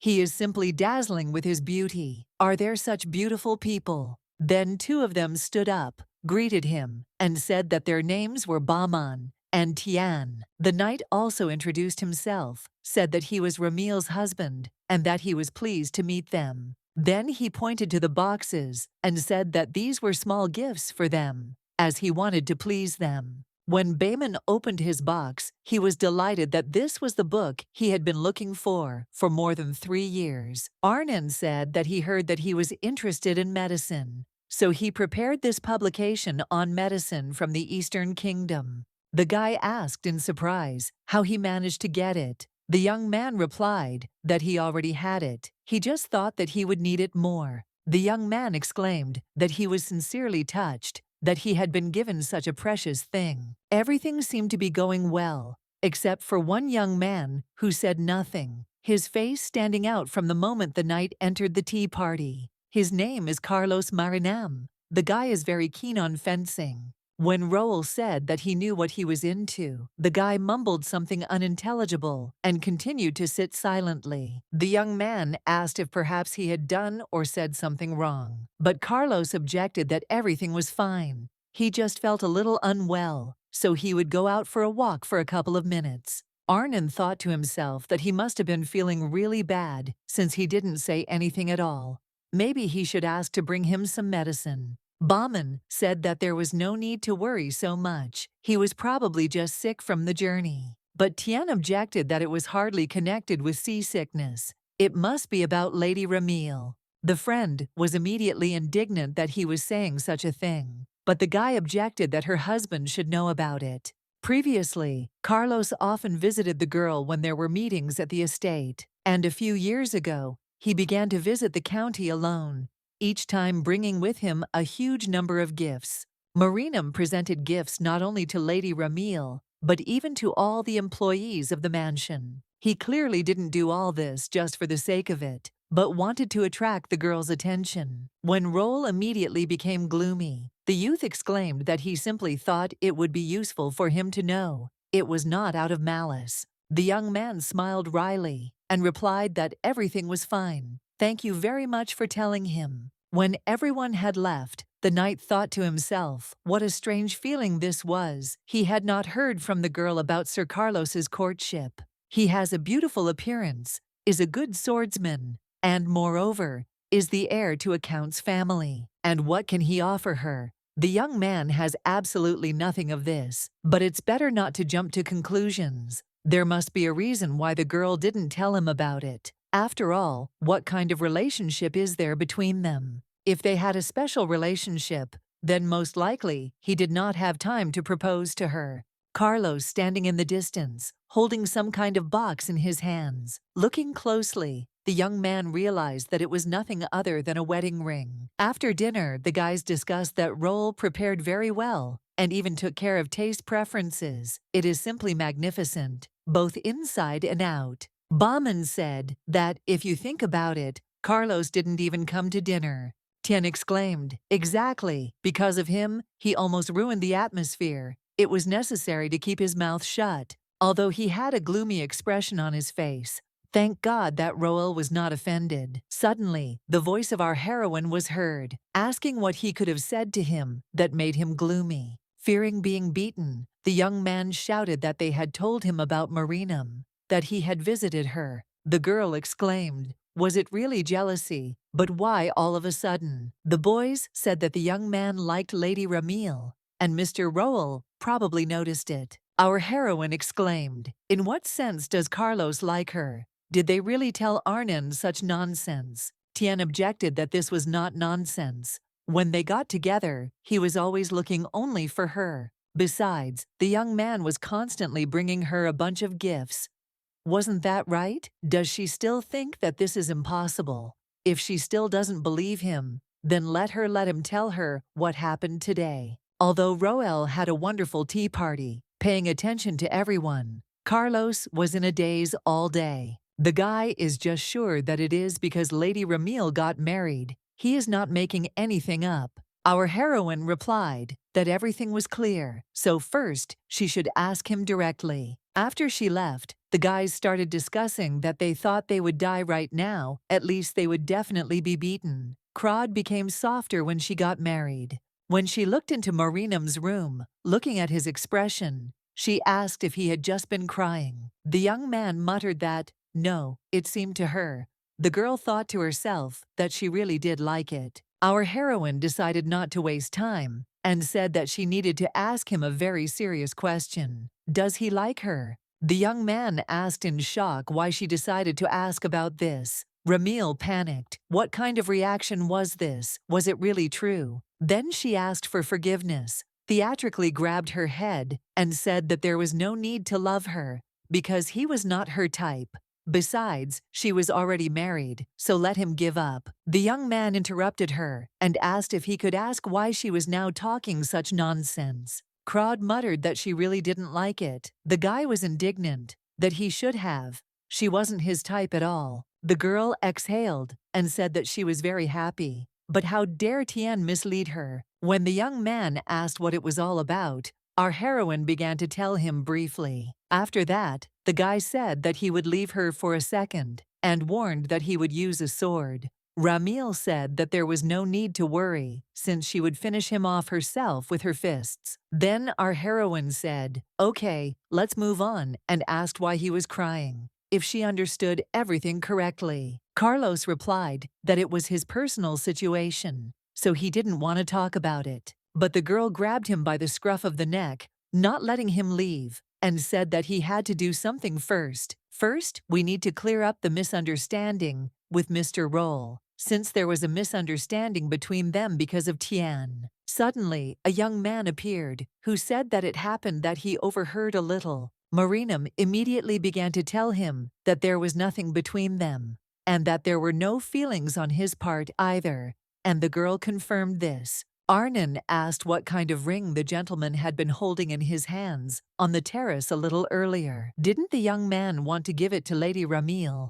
Our heroine flared up and said that it was enough to beat around the bush and let him tell the whole truth. The young man muttered that this ring was intended for another person, although he did not want to talk about it. Carlos went away during tea. He ran into a little girl. She introduced herself as Ramil's younger sister and said that her name was Ermia from the Viscounty Arnon, and asked what happened to him. The young man replied that he needed to tell someone something, but he couldn't find him. The little girl exclaimed that he should just say the name, and she would definitely find the one he needed. After thinking for a while, Marinam gave her a small note and asked him to pass it on to such and such a person. The girl smiled sweetly and replied that she would go right now to do what he said, because she knew her. The young man decided that when she came, he would no longer hide as long as he could. Sometime later, when Carol came to the meeting, he was so happy to see her that he immediately rushed to hug her. The girl started pushing him away from her and asking what he was doing in case someone saw him. After which, she added that it was dangerous here, so it was better to go somewhere further away. When they sat down on a bench, the maid asked if they weren't supposed to see each other at the weekend. The guy replied that it was true, but he had a chance to see her today. Carol objected that he could get caught too if he continued in the same spirit. Carlos asked for forgiveness. While the girl was saying that she had actually run away, the guy put a ring on her finger. The assistant exclaimed that it was very unexpected, and the young man said that it suited her very well. After which, he added that he was not asking her to marry him immediately or get engaged, but simply to accept him. The girl replied that if he later told her to take it off, she wouldn't do it, so he should know that. So the reason why he visited their mansion so often was because he just wanted to see Carol. And the young man brought such a number of gifts so that he could give something to his beloved. Our heroine was angry to herself. Why did this girl hide such a thing from her? But everything was clearly kept secret for a reason. Then she asked if they were having a secret relationship, because he wasn't sure he could get permission to marry. Whether he had already spoken with the Count, the young man immediately became gloomy and replied that no, he would tell him when he returned today. When asked if he would break up with her if she refused, Carlos replied that no, even if he had to leave home, he would definitely stay with Carol. Ramil exclaimed, "Is he a little child or something? Okay, you can imagine that he left home. What is he going to do next? How will he live? What will he eat?" When there was no answer, our heroine thought to herself, who could have known that this guy would turn out to be such an irresponsible person? If he does this, will the two lovers be happy in the end? She knows the circumstances of these two. The young man is the only child of the Count, Carol. This is a fallen noblewoman who sold her title. The relationship between them will definitely be a problem in an aristocratic society. As a result, Ramil said that if such a situation only complicates the life of his beloved, then it would be better to break up. Let him think carefully that if he leaves home without any plan and nothing works out, is he then going to leave Carol and return home? It is better for the young man to break up with her while they are still on good terms. Our heroine thought to herself that playing the villain was easy, but it seemed to be enough. after which she said to stop crying and first develop a plan to convince his parents. Firstly, they don't know anything yet. Maybe they'll be able to get permission if they lie down on the floor and start throwing a tantrum. When Carlos objected that it was somehow not very good, the girl screamed that he needed to try absolutely everything. If he was afraid, then nothing would happen. The young man brushed away a tear and thanked her for understanding him. As Ramil had said, he would start by making a proper plan. Sometime later, the girl asked if everything was okay. She just remembered that serious expression on her face that she had recently made in front of him. Therefore, she was afraid that his mood might be spoiled because of her. But the guy objected that everything was fine. He shouldn't have interfered in this conversation. Then our heroine stated that he had misunderstood everything, deciding that Mr. Carlos liked her. Why didn't you ask her about this right away? The girl could have at least explained something to him or answered. Roel muttered that he himself did not know, but to himself he thought that he was afraid to hear it personally from her. Ramil said that in any case she has something to tell him. She doesn't brag about it, but she has never dated anyone. So he has nothing to worry about. For sure, in the future, there will be no one who could love her, so there is no need to worry about such things. The young man looked at her and objected that someone would definitely appear who would love her. The girl is strong and also incredibly caring and beautiful. He is sure that there is someone who admires her from afar. Our heroine did not understand what just happened. Was it really a confession? But the young man himself came to his senses and said that he didn't mean that. Ramil thought to herself that he was simply talking about her strengths, that's all. If another man had said these words, she would have considered it a confession, so she simply thanked him for his kind words. After a short period of time, they were already near the doors of his bedroom. The girl thought to herself that she should have pushed the stroller more slowly. So she thought, maybe it's worth asking him to talk a little more, while Arnon thought to himself, if he asked her to come into his room for a while, would she think about something else? Then each of them decided that their companion was clearly tired, and it would be better to meet tomorrow. So the girl said that Roel had been working hard, preparing for the tea ceremony, so they would see each other the next day, and her husband did not argue. When morning came, the girl immediately went to his room and saw that the Viscount was already sitting there. The man said that he came because today was the day of the medical examination. Noticing some kind of ball in the young man's hands, Remy asked what it was. Orm reported that this is an artifact that checks the state of the aura. Our heroine was delighted that this must be medical equipment of the new era. The knight said that it seemed that everything was over, so he returned the device to him. There was no reaction to the word. The girl noticed that he had hoped so much. That's why he now had an upset expression on his face. In the original work, when he lost his temper and plunged into darkness, his aura was restored. I wonder if there is another way, for example, find medicines that strengthen, select additional food products, walk with him every day, and try to establish contact under the guise of physical training. The man asked him if he had had any problems sleeping lately. The guy replied, no. The Viscount reported that nevertheless, his health was improving. He looked nicer compared to when they lived in the capital. Our heroine exclaimed that it was simply wonderful. Her husband replied that it was all thanks to her. When Ramil tried to say that she had done nothing, Orm shouted that improving the master's environment had had a huge impact, so she should be more confident. Also, thanks to the girl, the doctor had more opportunities to do various research. Remembering the question about whether he had had problems with sleep lately, the guy thought that it would be better for him not to talk about it now. Last night, as he went to bed, the young man thought that they had dealt with Carlos, so now he could rest easy. But suddenly he felt a strange tingling in some parts of his body, as if some kind of beetle was crawling. After which the young man was seized by a wild pain in his chest, so much so that it was difficult to breathe. Roel recalled Orm's words that pain may arise in other parts of the body, if not in the legs. This is a common syndrome in people with paralyzed nerves and sensations. and now this pain has arisen. In any case, it is necessary to call someone for help.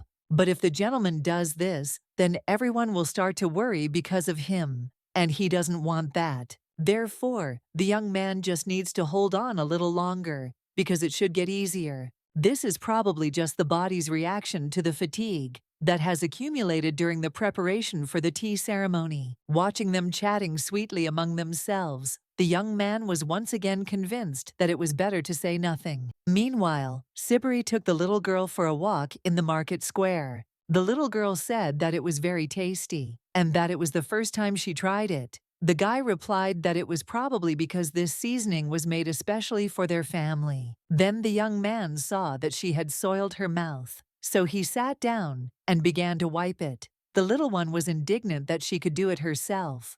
The young man noted to himself that now she looked much brighter than on the day he met her for the first time. More precisely, she was bright the first time too. She just didn't get the attention that others were giving her. Suddenly, Sibiri heard the sound of hooves, so he turned around and saw a carriage rushing towards them at great speed. The young man managed to grab the baby at the last moment and quickly jumped to the side. A little girl heard a faint cry for help coming from the carriage. When the guy started asking if she was okay, the little girl exclaimed that they had problems. Ermia just heard a child's voice coming from that carriage, asking for help. The young man immediately rushed after her and shouted for the coachman to stop immediately before he pierced his neck. After the man stopped and expressed outrage at what was going on, Sibiri said he needed to conduct a search. When he suddenly opened his cloak, he saw a small puppy sitting in a cage and trembling all over. The young man hissed at him to show him his animal trading license immediately.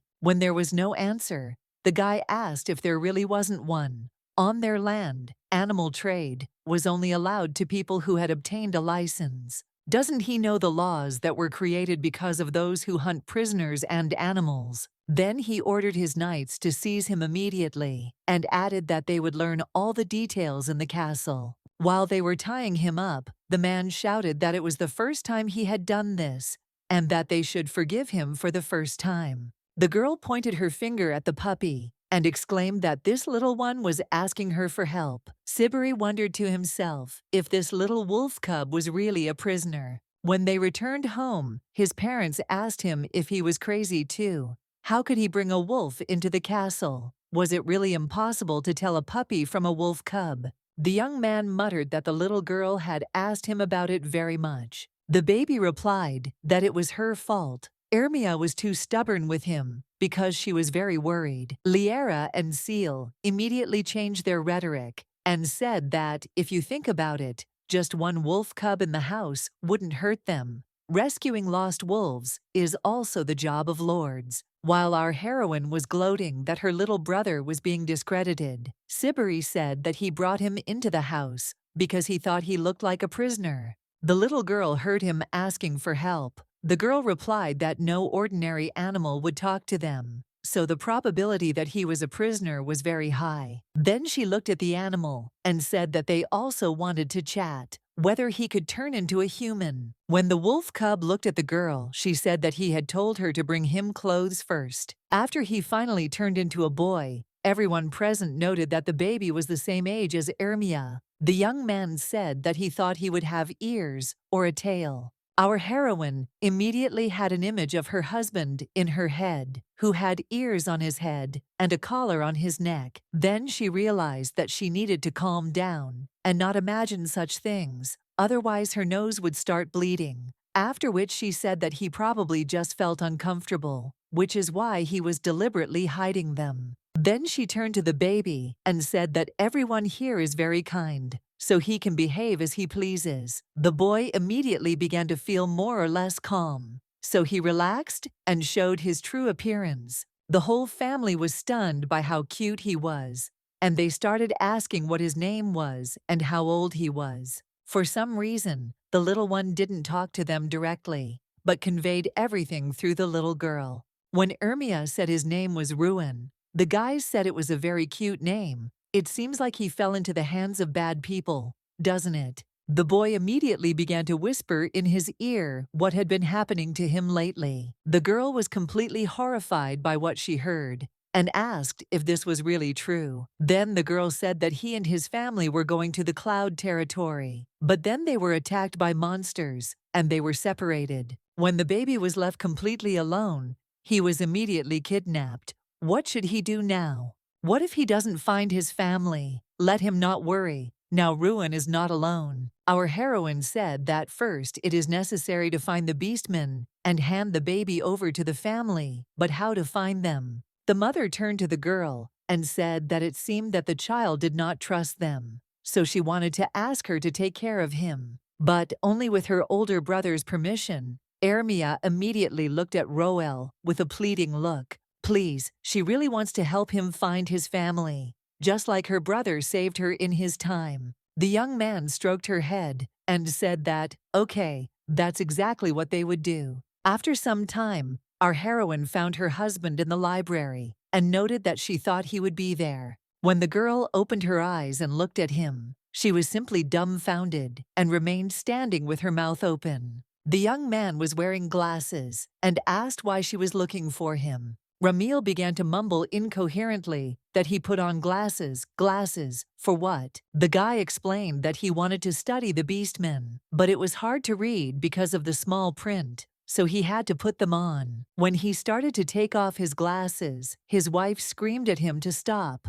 so that he could sit in them just a little longer. She thought to herself that it was a treat for her eyes. Arnon in glasses is simply delightful. A photo now is a keepsake in honor of such an event, but there is nothing to take photos with in this world. Then she asked if Roel had difficulty getting used to their family. The young man replied that, no, they were all very kind to him. Our heroine remembered the words of the maid, who said that before advancing the relationship, you first need to create the necessary atmosphere. How long is she going to wait with the first kiss? If there is no progress, then let her start with a light massage, just until they get used to each other's touches, and then let her kiss. That's why I started saying that he should think carefully. It's probably very difficult for him now. The guy was probably so tired, and Ramil was so stupid that she didn't even notice it. The young man tried to object that it wasn't so, but she didn't listen to him.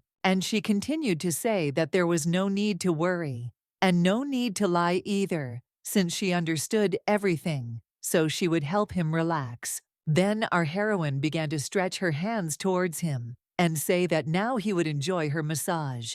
Roel protested that everything was fine, but the girl told him to stop, since she was a masseuse approved by her mother, after which she abruptly lowered her hands onto his shoulders and began to massage him, asking him how he liked it. The young man liked it so much that he felt uncomfortable, so he replied that it really was amazing. He thought to himself that the girl's intentions were pure, but why did he feel awkward? Ramil thought that he was so calm. Did he really not feel anything?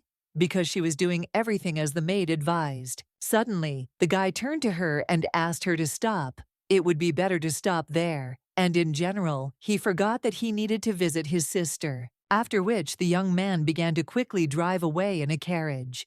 And our heroine did not understand what had happened. Then she had a moment of complete disappointment, because she had just been rejected. Would she really be able to kiss him, even in old age? Before going to bed, the guy thought that he should practice suppressing dirty thoughts. Suddenly, he began to feel the same pain as a few days ago. What is it? Because today he is not so tired. The young man understood that he could just fall out of bed, and suddenly Ramil would come in and see this. Suddenly, the young man realized that he was able to move his legs. The legs were clearly moving. So why can't I repeat this? Apparently, it's all in vain. The next morning, the girl walked down the corridor and thought that they should have breakfast together today. Our heroine's morning fantasies became unbridled. She told her husband that he had crumbs left near his mouth. But no big deal, he can use it like a vacuum cleaner so that people don't see it. A mosaic was put on it. The girl will show how Ramil differs from the one she was yesterday. Suddenly, she ran into the Viscount and asked if there had been an inspection today. The man was clearly hiding something, and answered vaguely that the gentleman had simply called him for a minute on one matter and all that. When he was about to leave, our heroine stopped him and asked if Orm was accidentally hiding something from her. Her gaze made the man feel uneasy, so he said that he gave up and suggested going to the laboratory. After some time, the girl screamed how he could hide her husband's illness from her. He was her comrade, but disappointed her. The Viscount explained that he had asked the gentleman to tell her, but he had replied that it was difficult to look at something that only brought trouble. If his condition continues to deteriorate, then please let him hide it from them. Therefore, how could the doctor refuse him? She herself understands that this is impossible. Orm really wanted to tell her everything, but only when he made the medicine. The man who is working on this learned about Roll's condition. He was going to finish it as soon as possible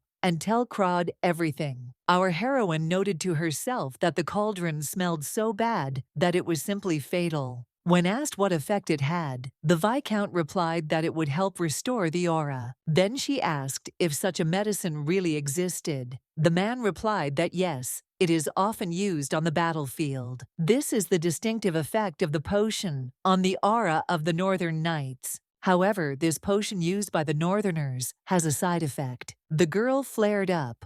What other side effect? Jokes aside, let him tell her everything, looking straight into her eyes. The Viscount panicked and said that the medicine he had prepared had no side effects. The man is sure of this because he excluded from the medicine the herbs that the Northerners use, replacing them with theirs. Since the ingredients are replaced, everything should be fine, but the value of the medicine is 100 times more expensive. Our heroine told him not to worry about money and do everything right, after which she asked if Roll would be better after him. Orm replied that he doesn't think there will be immediate results, but there is a possibility that the treatment will only improve. In fact, he wanted to start preparing it when they were still in the capital, but the budget was limited and did not allow such an opportunity. Although he came to the conclusion that there should be no side effects, the fact remains, so it would be good to test it. The girl asked sternly,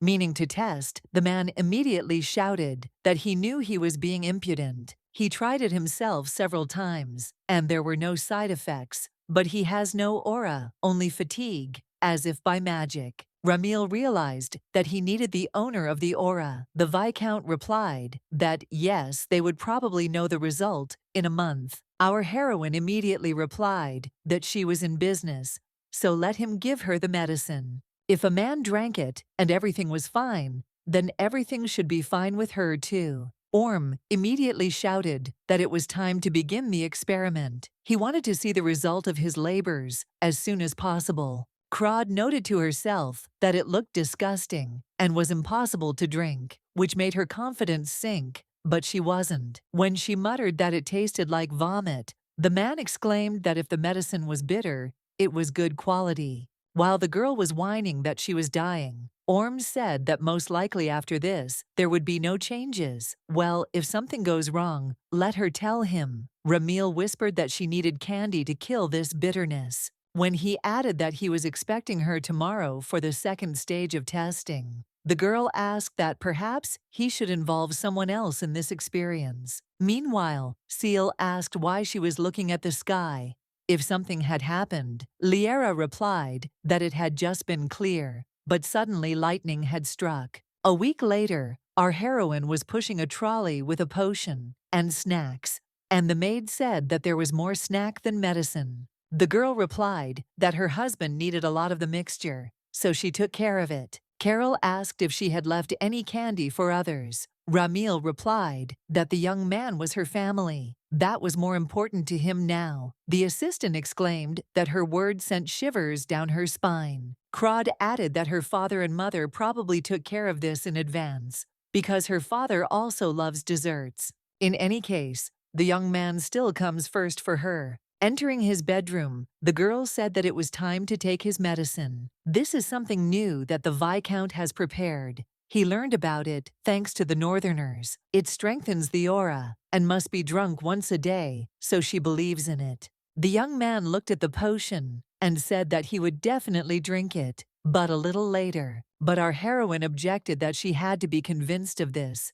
so let her drink it now, while she was here. Looking at his miserable appearance, Ramil noted that who would have thought that the cruel Roel would behave like a bun. Therefore, she asked if he knew how much a cup of medicine costs. This is the resident's expenses for a year. But if he does not drink, then all their work will be in vain. Does he want this? The young man asked for forgiveness, since he did not know this, after which he immediately drank it all in one gulp. Just like our heroine, he immediately began to have a gag reflex, after which she handed him a candy and told him to have a bite as quickly as possible. The young man involuntarily grabbed her hand and asked for forgiveness, since the taste was very bitter even after the candy. When asked how he was feeling now, the guy replied that it seemed like nothing special had happened. When the girl exhaled and said it was good, Roel asked if she had taken the medicine. Our heroine replied that the test was completed a week ago, but more people were needed for the testing.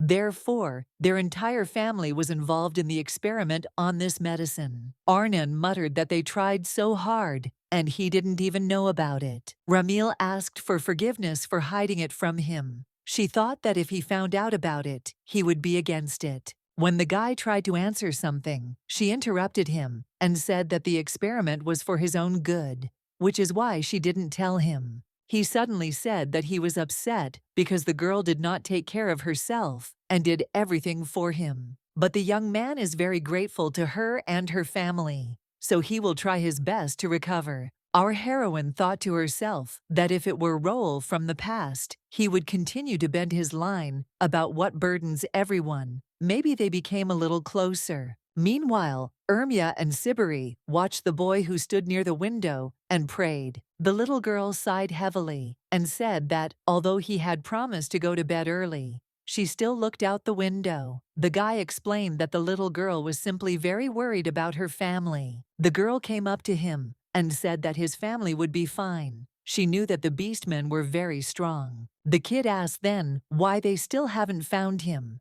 Maybe they just forgot about him. Even Ermia can't know the answer to this question. The girl exclaimed that the forest was simply very big. That's why they hadn't reached it yet, so she should go to bed. Suddenly, they would arrive at dawn. Now let him close his eyes tightly and believe her that everything will be okay. Then the little girl took his hand and said that she wanted to pray for his parents to return as soon as possible. Please let him not take them away, as happened to hers. The young man thought to himself that, even though it was late, he should start looking for Ruin's parents himself. Sometime later, during tea, the Viscount asked how the boy was feeling today. Roel replied that, to be honest, after taking the medicine a few days ago, he felt pain that began to appear more often. The man asked if he meant that the old pain had returned. The young man objected that, no, it would be weak, but frequent, so there was no need to pay attention to it. Orm asked if this meant that the pain was decreasing.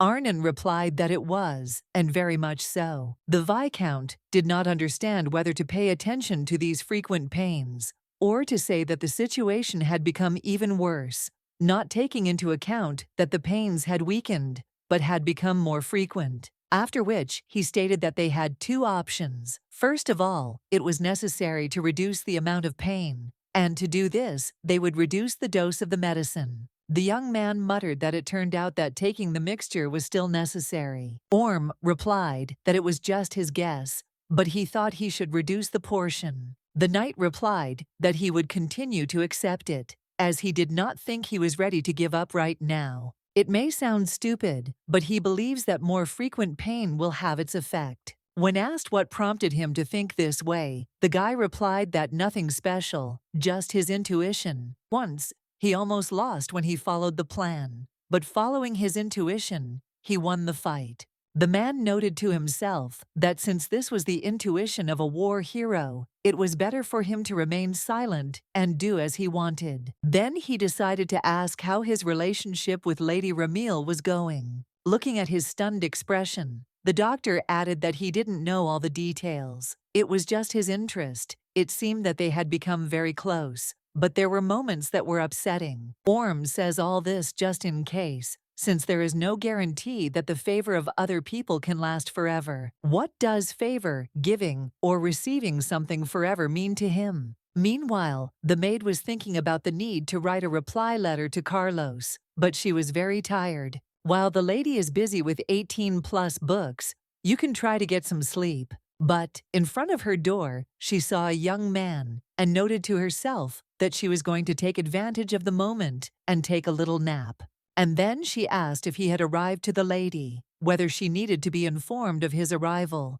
But unexpectedly the young man said that he had come to her. Carol started babbling. If the mistress finds out about this, she will simply destroy her. No matter how handsome he is, he shouldn't do this. She doesn't want to die without getting married, so there's no need for this. Roel asked what she was talking about, secret meetings of lovers, or something. The assistant realized that she had said something wrong, so she said she was joking and asked him to pretend that she had not said anything. The young man replied that he didn't really understand anything anyway, but in general he came to ask something about Ramil. The young man would like to know what she likes, because he wants to give her a gift. The girl exhaled that he came to talk about her and began to say that what our heroine likes is definitely sexual. But she stopped abruptly and did not finish the word. Then she began to panic inside, so she automatically began to talk about something like that. If she tells him what a perverted nature she has, then as soon as the mistress finds out about it, she will immediately bury her behind the mansion. But what does she really like? Crod is definitely good at wielding a sword, which means she loves weapons. She is indifferent to jewelry, because whenever she asked her what she wanted to wear, the girl answered that she didn't care. But she will clearly like everything that the young man gives her, because it is not the content that is important, but who the gift is from. That's why she answered that the girl would be delighted with any gift that Roel would give her. The main thing is not the content, but that it is given from the heart. Let him imagine that the lady is giving him a gift, so that he will then feel it. The young man immediately thanked her for the advice and said that it was worth thinking carefully about this issue. Before he had gone far, the maid called out that she thought a gift made with her own hands would carry more weight. What was sincerely done by himself, Arnon replied that he was not very good at that, but he would try. When he thanked her and rode away, the maid wondered if Roel wanted to tell her what the gift would be, how she would now survive until next week. After some time, the young man noted that as he thought, it was easier to work in silence. The girl handed him the key to her office and said that he could use it as much as he wanted. Thanks to Ramil, the knight now has a personal space where no one bothers him. Then he decided that it was already late, so no one would come, and he took out a handkerchief on which he embroidered the name of our heroine. The young man really hopes that this will make the girl at least a little happier. Meanwhile, Sibri was combing the forest with his assistants. One of them said that it was already the third day of searching, and there was still no progress. The guy replied that, be that as it may, in the village of Beastmen, they would be able to find out something. Then the young man said that they had finally reached their destination. The young man muttered that he had met many of them, but this was the first time he had seen their settlement. Without thinking twice, Sibri simply jumped down to avoid looking for a way around. The boys shouted that no matter how urgent the matter was, how could he have abandoned them at all? How exactly were they supposed to get down now? The young man rolled his eyes and replied that he could do it on his own. How else? When he knocked on one of the doors, it was opened by a girl who asked what had happened. After she saw the man, she was taken aback that he had appeared in their village. The guy said that he was looking for someone, so he wanted to ask for help. Had she by any chance seen a gray werewolf recently? A local resident replied that she had seen two of them a couple of days ago. They had definitely come to their settlement. The young man asked what brought them here. If she knew where they were now, the girl replied that it seemed they said that they were looking for their son. The werewolves said that they had fought monsters, but then their child suddenly disappeared. Sibri noted to himself that Ruin had told exactly the same story. When asked if she knew where they were going, A local resident said that it seemed to be to the northwest. The guy muttered that this place was simply teeming with otherworldly creatures. The girl said that they tried to dissuade them from going there, but the guys insisted that their son had definitely fallen into the clutches of monsters, and the young man thanked her for her help. When he finished speaking, his knights arrived just in time, muttering breathlessly that they would simply die now. The gentleman reported that the investigation was completed. Now they have two options and let them choose. Either one will run for help while everyone else waits in the village, or they collect their thoughts and head northwest on their own. The guys thought to themselves that this place was simply teeming with monsters. Would they be able to cope, or did he want them dead? After which, one of them asked what, in fact, was the reason for such a hurry. The boy replied that he felt sorry for the baby who had lost his parents. They were the inhabitants of their lands, so they should help them. He's not exactly sure, but according to the boy, his family wanted to move and settle on their lands. Otherwise, there's no other reason to take such a risk by crossing the border, since only the Krod are kind to the beastmen. As far as they know, it is the Count's duty to protect the territories and its people. That's why he is in such a hurry. So which option will help them find the Ruan family faster? The boys muttered, as if they had no other choice but to go to the mountains. Meanwhile, after the battle with the monsters, the woman told Rubel that everything would be fine. Their son was alive anyway. The man replied that he knew. The girl asked him why he felt sorry for himself if he knew. The young man replied that he was simply afraid for him. The wife hugged the young man and said that everything would be fine. There was no need to worry so much. Suddenly, they heard some rustling behind them. It was footsteps and the smell of a person. The woman screamed, "Who is it? If it is a man, then let him show himself immediately." When a silhouette began to appear in the distance,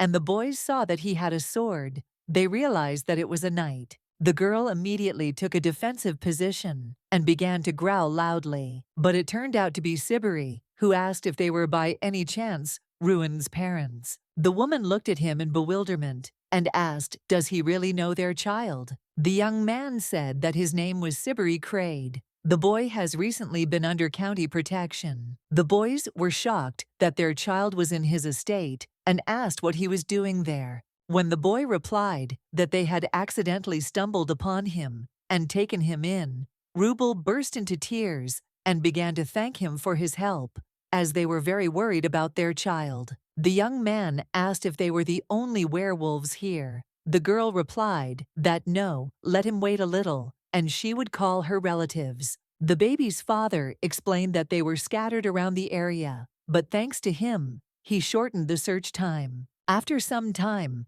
the long-awaited meeting of the parents with their child took place. The whole family watched this picture with great emotion and could not rejoice enough. Suddenly, Ramil jumped on her brother and said that he was just a handsome man. He tried so hard and reunited the family. The guy asked her to stop behaving like that in front of the guests. One baklava was enough. The girl exclaimed, "Who was this one so embarrassed because of a compliment from her sister? Here's another hot kiss." The young man yelled for her to take her lips away from his face. The father declared that on this occasion he proposed to arrange a grand dinner. Now that the family is back together, it's time to celebrate. So it's time to move to the dining room. During the meal, the man asked if he could find out why they had decided to go to Krod. The girl replied that the situation in the kingdom of Mornon had become more complicated with the arrival of the new queen. She tried to drive out Princess Riari and make her son crown prince. Therefore, the nobles from the faction of the deceased queen and the current one are at odds with each other. At that time, she showered them with money and gave them food in exchange for her legitimacy. But when problems arose in the economy, Her Highness stopped sponsoring them. The kingdom is now unbearable to live in. It is about to meet its end. Seal noted to himself that he had heard disagreements with the arrival of the new ruler Shin. but he didn't think that everything was so bad. Lyra intervened in the conversation and asked what they planned to do next in Krod. The husband and wife answered in one voice that their pack would like to become county soldiers, as they know werewolves are excellent defenders of their territories. If they are provided with food, the boys will not give the enemy a chance to set foot on their lands. They are extremely loyal, and they have no home. The man replied that the offer does not seem so bad. The woman supported him and said that after the meal, they would find them a place on the border. After this, Rubel turned to his son and said that they would soon be leaving the castle, so let him say goodbye to everyone in advance. The girl took his hand and exclaimed that she was very glad that he had finally found his family. The baby turned to her and asked if Ermia would go with him to the border. Our heroine thought to herself, "Wow, what a romantic drama is blossoming right before our eyes." When the little one replied that she couldn't go anywhere because her home was here, Ruin said that he would stay then too. His mother asked him not to act like a little boy. Ramil thought to herself that she had completely forgotten that he was the same age as Ermia. When she was little, she also did not want to leave Carol's house. Suddenly, the young man turned to her and asked if there was any way to leave them. He did not think separation would be good for the children. Our heroine thought to herself that this was a great chance to score points, after which she raised her hand and addressed her father as "Dear Count." The man was frightened by this kind of address and asked her to speak normally. When our heroine asked if there was any reason at all for them to leave the castle, the werewolf muttered that usually no one wants to live with beastmen. The woman said that there was no need to worry. Their subjects were not like that. They all lived in harmony with the beastmen. Rubel said that, of course, he had heard that the Krod family treated them well, but not to that extent. After which they were asked, since they wanted to become the Count's soldiers, what about defending the castle? Let him try living here for a month first, because they still won't find a better solution, so as not to upset the children. When the werewolves answered that they agreed, Ramil muttered that they had made the right decision, but to herself, she thought that the problem was solved. Would Ermia like this? Then she looked at the kids, who were very happy, and were discussing among themselves how great everything had turned out, and she was convinced that everything was fine. A little later, Lyra asked her husband if he was going to go to bed at all. The man replied that later, as he was a little busy. The woman decided to get up and see for herself what seal was sitting there looking at the map for so long. Maybe he wanted to expand his territory. The Count said that there was a small piece of land between the kingdom of Mornan and Krod. For some reason, he suddenly wanted to take possession of it. The wolf said that the soldiers on the border stopped receiving their salaries. If there is chaos inside, then there is chaos outside too, which means these lands can be easily acquired. Lyra asked if he was going to go into battle right now. Her husband replied that of course not. The woman looked at him sternly and asked if he was lying. Seal exclaimed that no, first he needed to restore his son-in-law's health. The wife replied that that was it, so he should finish it and go rest. Meanwhile, Lady Ryari was informed that Her Majesty the Queen was waiting for the girl in the garden, so she should hurry. When the princess asked for help combing her hair, the maid slammed the door and left. On the way, the girl thought that no one in this estate listens to her or obeys her. After Piari entered the greenhouse, the queen immediately hissed that she was late, but let her meet the princess of the empire, Antonia. The girl greeted her, but did not understand at all why she was there. Behind her stood only one knight, who was dressed rather simply. It turns out that she secretly visits Marnon. But why? The queen ordered her to go to the table and sit on the sofa next to her, after which she said that she probably doesn't know why she was called here. The woman wants Ryari to go somewhere. Antonia immediately intervened in the conversation and asked if she knew Count Krod. At this time in the county, the Viscount happily announced that he had created a new aura meter. Ramil asked how it differed from the old one. The man explained that the old one could only measure aura above 100%, but this baby measures values below. Our heroine thought to herself that if this time he didn't count even a drop of Roel's aura, then her sweet bun would be very upset. Orm said that the principle of its operation is exactly the same, so let him just relax and hold it in his hand. Crod understood that not only she was really looking forward to the result, but the young man too, so she was very worried. Suddenly, the man said that unfortunately there was no good news yet. Our heroine was indignant. Why is he judging by just one measurement? We need to try again. While they were talking to each other, the ball in the young man's hand began to glow brightly. The man was delighted that his device had worked after all, and now it was time to sum it up.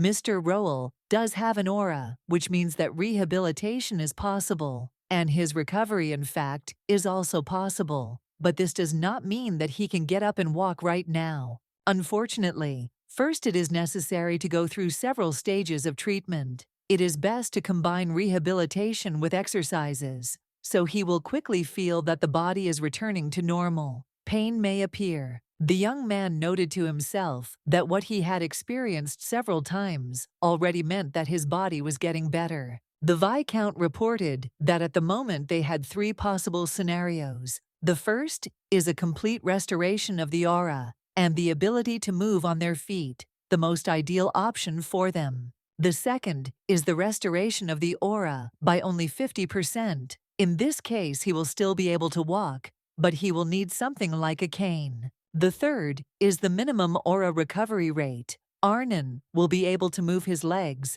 but not walk. The guy started thinking that maybe he could restore his nerve endings and walk on his own. Our heroine took him by the hand and said that no matter what the outcome, she would still stay by his side, so he shouldn't worry. Roel thought to himself that even a few of his words gave him confidence. He wanted to thank her for believing in him more than he did. If only his legs would get better as soon as possible, he would be able to welcome the warm spring together with Ramil. After which he thanked her and said that, strangely enough, he felt better, and all thanks to her words. The girl thought to herself that if the Viscount had not been there, she would have already kissed him. In the original, Roel was able to fully recover, so she hoped that there should be no problems. After some time, the young man finished making a gift for our heroine. Then I noticed that it turned out a little crooked, so it was annoying. After which I decided to redo my handicraft so that everything would turn out perfect.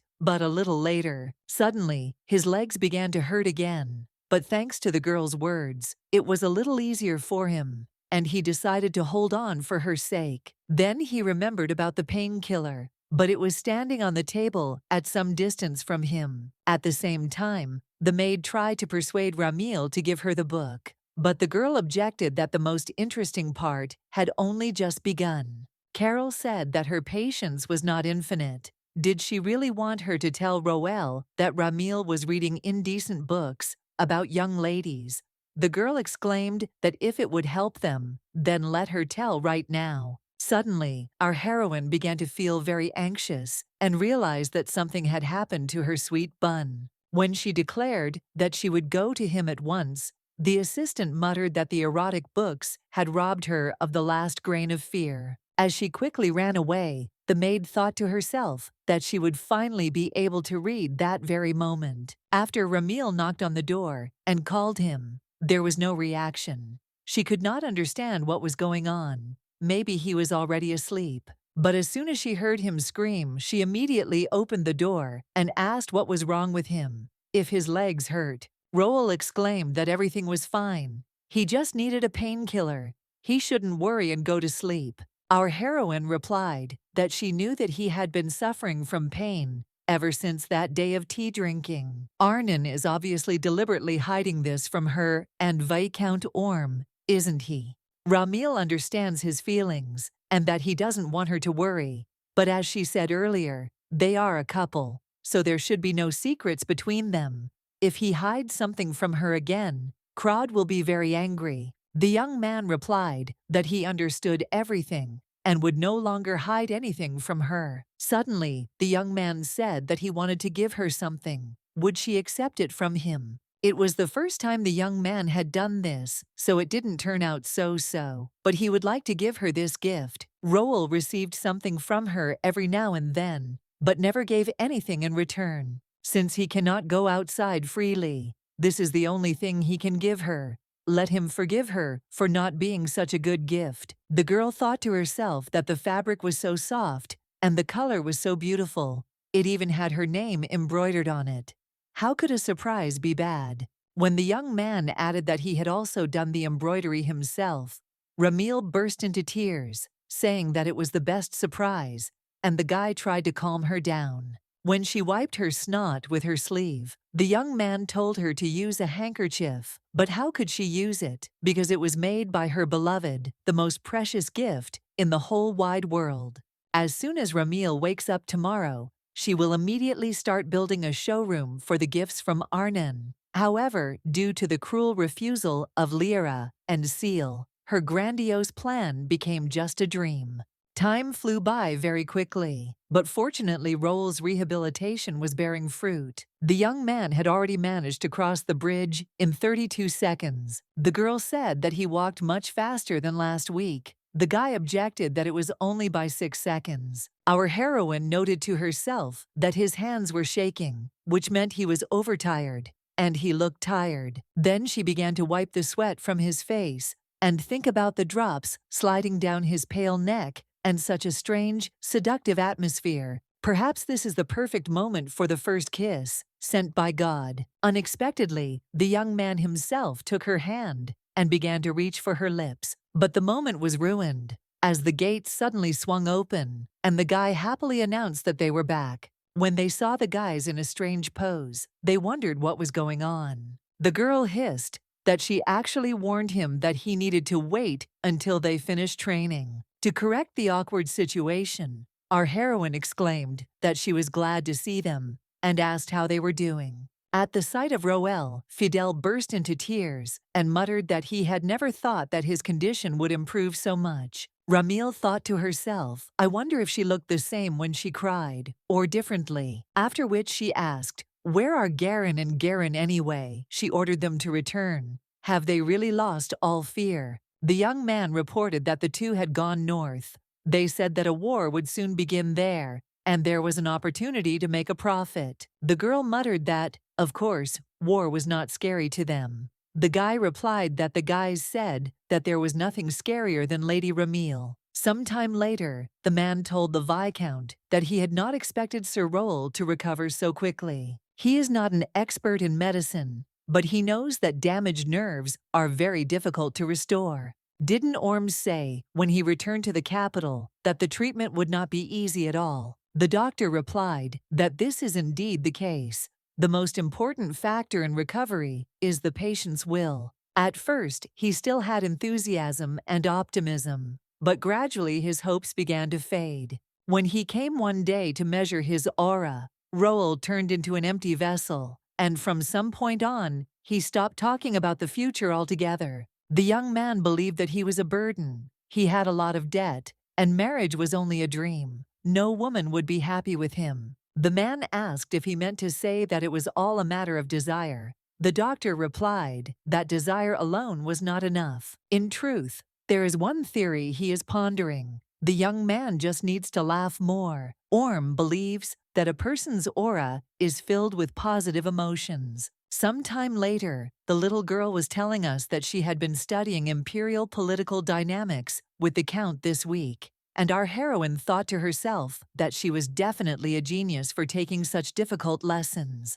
The little one added that she was even praised and treated to sweets that were prepared according to the chef's personal recipe. When Ramil asked if the lessons were too difficult, Ermia exclaimed that not at all. She wanted to learn everything as quickly as possible, and besides, she was being taken very well care of. The guy stroked her head and said that she was a great girl, but he thought to himself that when they lived in the capital, he was very inattentive. The girl could have learned everything long ago. They were very lucky to get into the Crod family. The sister noticed that Roel did not take his eyes off Ramil and said that they had accumulated a lot of questions, so she and the boy would go and let them eat together. After which, she grabbed the baby by the hand and began to pull him out of the room, telling him to move. The knight noted that they had a great passion for learning. The girl was reborn, which did not seem like Ruin had it either. The young man stood up and said that in that case,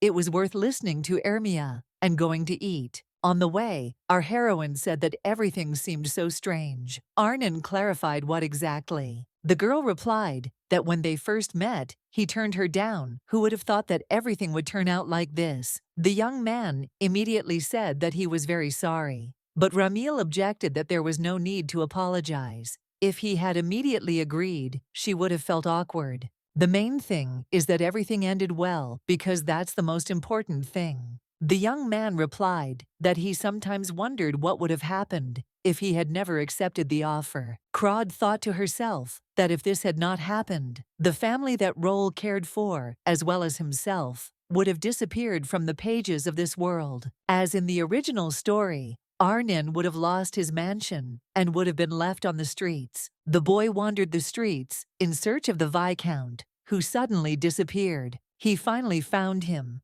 but the man was dead. And after that, the young man found himself at the very bottom. Then, after about 6 months, winter will come, in which his little sister will remain forever. But she said out loud that even if he had not met her, everything would have been fine. The young man replied that he believed that he would not be as happy as he was at the moment. After which, Roel came to his senses and said that it was time to finally go and eat. On the way, the guys discussed that they would then continue their rehabilitation. Meanwhile, the Viscount grabbed his head and said that the research had reached a dead end. The assistant did not understand what the problem was, because Arnon had already started walking. Orm explained that in order to be completely cured, it is necessary to use the magic stone correctly. The guy asked if he really thought they were useful in medicine, since in fact, they were dangerous for people. Doesn't the doctor know that they are only good for creating artifacts?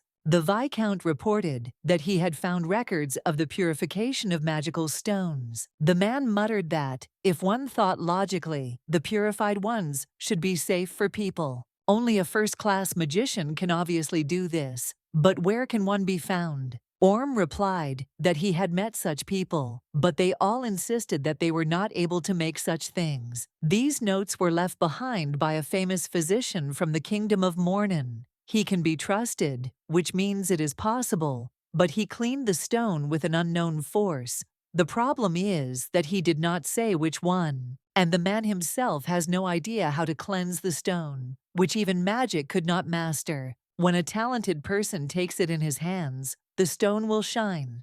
Purified from black, it will turn into white, and only in special cases will it become transparent. The assistant muttered, "It's amazing, what an unusual description." Meanwhile, the boy picked up the stone that had fallen on the floor and returned it to them, and the Viscount thanked him for this. But suddenly he noticed that this was a magical stone of proper purification. It was simply incredible. Orm shouted that he would give him as many magic stones as he wanted. Just let him show how he did it. It's okay if it doesn't work out. Just let him relax and try to do the same thing as last time. The boy simply took it in his hands, concentrated, and the magic stone began to shine. The doctor said that he never thought that this object could actually be like this. It really did turn white. The assistant praised him and said that finally a holiday had come on their street. The man, however, became hysterical due to nerves and joy.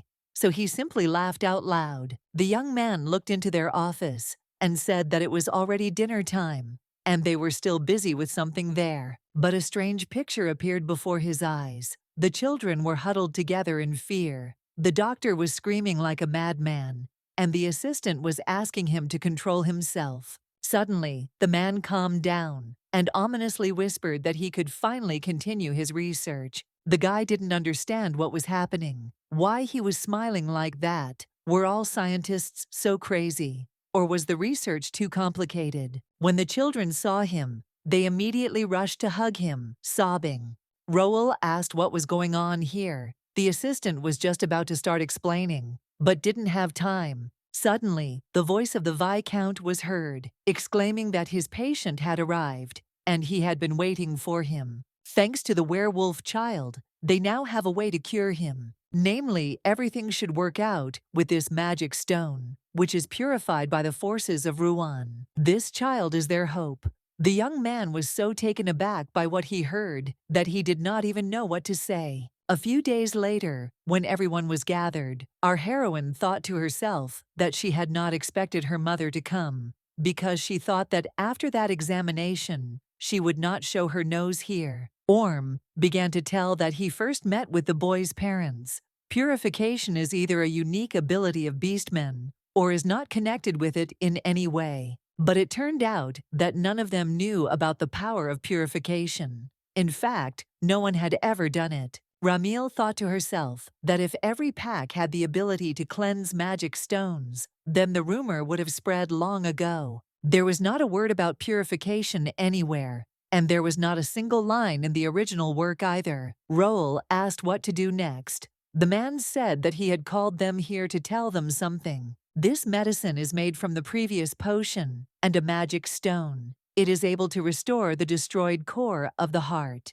Ramil asked about side effects. The doctor answered that there are none as such, but problems may arise at the beginning of the treatment. The medicine made from magic stones is much more powerful. Its elements will clash with the remnants of Arnin's aura, so it can be very painful. Crod noted to herself that his face was glowing. Was he really that happy that the aura could be restored? But still, she should prepare for anything. Therefore, I asked her to please tell me everything about the possible side effects. Orm said that she compared the supposed symptoms with the ones she currently has. Firstly, some part of the body may become paralyzed. Since he will have to constantly spend stamina and aura, he will often want to eat and drink, purely hypothetically, while walking his legs may suddenly give out, and there is also a small risk of cramps in his sleep. Our heroine thought to herself, how can this be called a cure?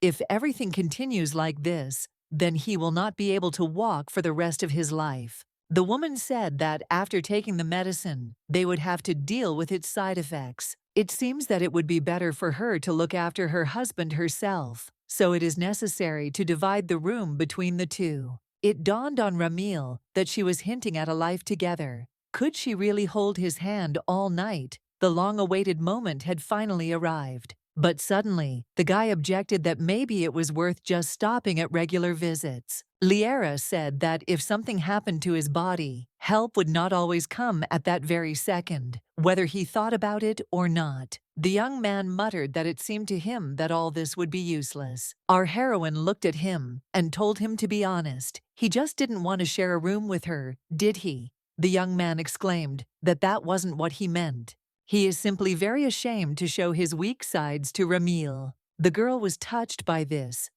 and she asked if he had forgotten what Crod had told him last time. They can show each other their weak sides because they are a couple, and there should be no secrets between them. After thinking for a while, the young man asked her, in that case, to take care of him from now on. After some time, the very moment came. The doctor said that since he was drinking the medicine for the first time, half a bottle would be enough. The girl asked if it was okay that they hadn't done any testing. Orm replied that this drug was for restoring the core. If they tested it on people with an intact core, they wouldn't get any results. Our heroine noted to herself that she was very worried.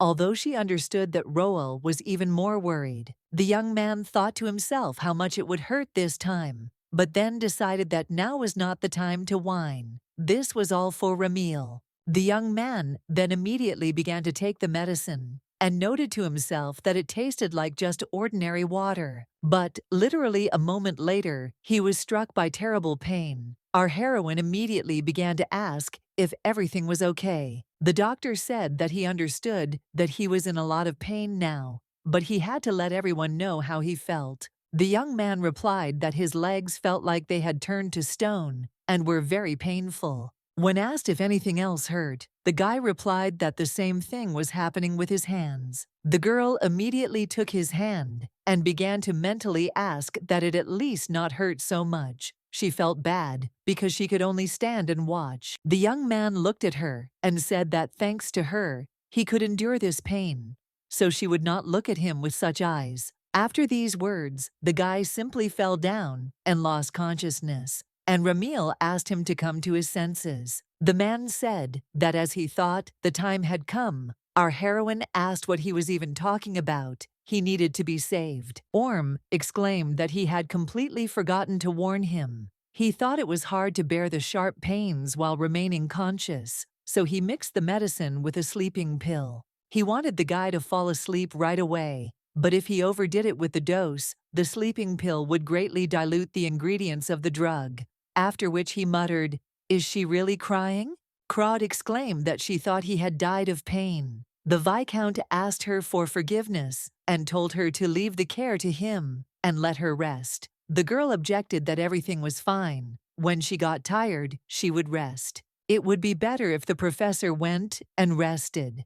If he overloaded himself, then who would make the medicine for her husband? He was busy making it all night, so he could barely keep his eyes open. If he refused, then she would knock him out herself. The man replied that he understood everything. Then he would take a little rest. If anything, he would be in the laboratory. Let him call if anything happened. Taking a look at the young man, our heroine could not understand when he had managed to sweat so much. It is urgently necessary to wipe his face with something. It will not be a big deal if he looks into his drawer. There, she saw a large number of unfinished handkerchiefs on which he had tried to embroider her name. The next morning, when Roel came to, he saw Ramil next to him and asked if she hadn't slept all night. The girl replied that she had taken a short nap and asked how he felt, how his legs were. The young man replied that everything was fine. He felt much better than yesterday. As for the core, she can't say anything for sure yet, Crod thought. Maybe half a bottle wasn't enough. After which, she said that it was unrealistic to recover at once. If she constantly takes the medicine, she will quickly recover. She needs to leave for a short time on business and will return around lunchtime. Watching her go, the guy thought that he hoped she hadn't overdone it. After our heroine came to her room, she immediately fell onto the bed and told the maid that she would take a little nap and that she should wake her up for dinner. When Carol asked if she had decided to go to bed in the middle of the day again, Ramil replied that she had actually not slept a wink all night and had been monitoring Arnon's condition. The assistant asked if he would think it was weird, since they were now sharing a room. Crod replied that he was worried that she hadn't slept, so she had to lie and convince him otherwise. The maid asked why she didn't just tell the truth. She always hides everything. The girl objected that it was immediately obvious that Carol doesn't think about her feelings. Then she asked if she remembered the play, The White Flower Growing in the Temple, which Ramil had recently gone to. The assistant answered that, of course, since she had gone to the production without her. The girl continued that at that time she thought that she would be able to care for a sick person, like the main character, but now she understands that reality is completely different. It is quite difficult to watch a young man endure pain while hiding it from his wife. Now it would be better to rest, although perhaps he felt uncomfortable in her presence. I wish it would all be over when she wakes up. Ramil really hopes that it will be. 3 weeks have passed since then, and there has been no effect. At this rate, he may stop walking altogether. His condition is worse than it was. The girl's brother came up to her and told her not to wander around the mansion, but to go to her room, since at such moments it was pitiful to look at her. Our heroine got furious and screamed that he was annoying her and that he shouldn't touch her at all, after which she tried to hit her. When she finally succeeded, the young man exclaimed that it actually hurt him. Why was she waving her fists? Ramil asked him for forgiveness. When leaving, the guy thought that she was sick, and Crod thought to herself that she was feeling really bad, so she was taking it out on everyone. The young man's first sad memory was in childhood. The man asked where the boy was from. The knight explained that he lost his parents during the evacuation of residence. The interlocutor said that he could not be left alone, so they would take him with them. He will stay with them until his parents show up. Food is not free, so let him give him a job. Over time, he began to be taught how to use a sword. The man was told to concentrate, and every time during a strike, his posture should remain straight. Then he added that when the war was over, they would head to the capital. Would he like to go with them? Talent like his is something that needs to be looked for, so he shouldn't worry, they won't abandon him. After one of the battles, the young man shouted the name of the commander and tried to find him, but he did not answer. After some time, the guys were discussing that they say that all the mercenaries were killed in this war. They were lucky to survive because they stayed in the rear. But the Flash Knights were ambushed and killed. Roel experienced despair twice when left alone, so he decided to become a volunteer. He was told that training would begin tomorrow, that he should not be late, and that if he suffered, they would not abandon him. Arnon thought to himself that he would study diligently and would definitely avenge his commander. Initially, there was a desire to avenge parents and mercenaries, but gradually it lost all meaning. The young man has already destroyed countless numbers of enemies.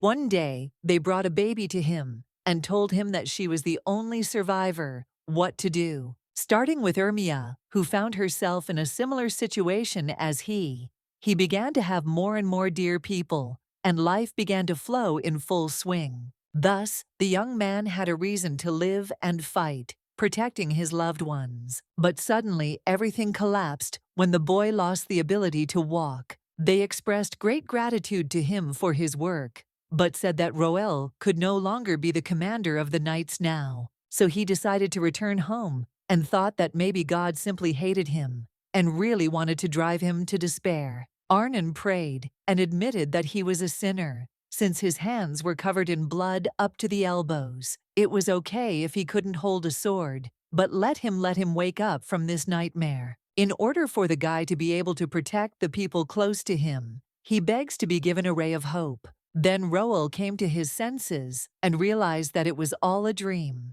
Seeing a girl next to him, he thought that she was having such a hard time because of him. When the young man decided that he needed to put her in bed, he realized that he could walk. It dawned on the young man that the experiment had been successful, and now the aura was with him again. Ramil, who woke up, asked if this was reality or if she was still sleeping. Examining himself, the guy replied that he also wanted to know whether this was a dream or reality. Our heroine immediately pinched her cheek and screamed in pain, saying that this was definitely not a dream. So her husband is getting better, after all. The guy replied that yes, he really doesn't know if he's completely cured. The girl was very happy, rushed to hug him and congratulate him on this. But to herself, she thought how long she had waited for this day. Roel thanked her and said that it was all his wife's merit, but she objected that there was no need to thank her,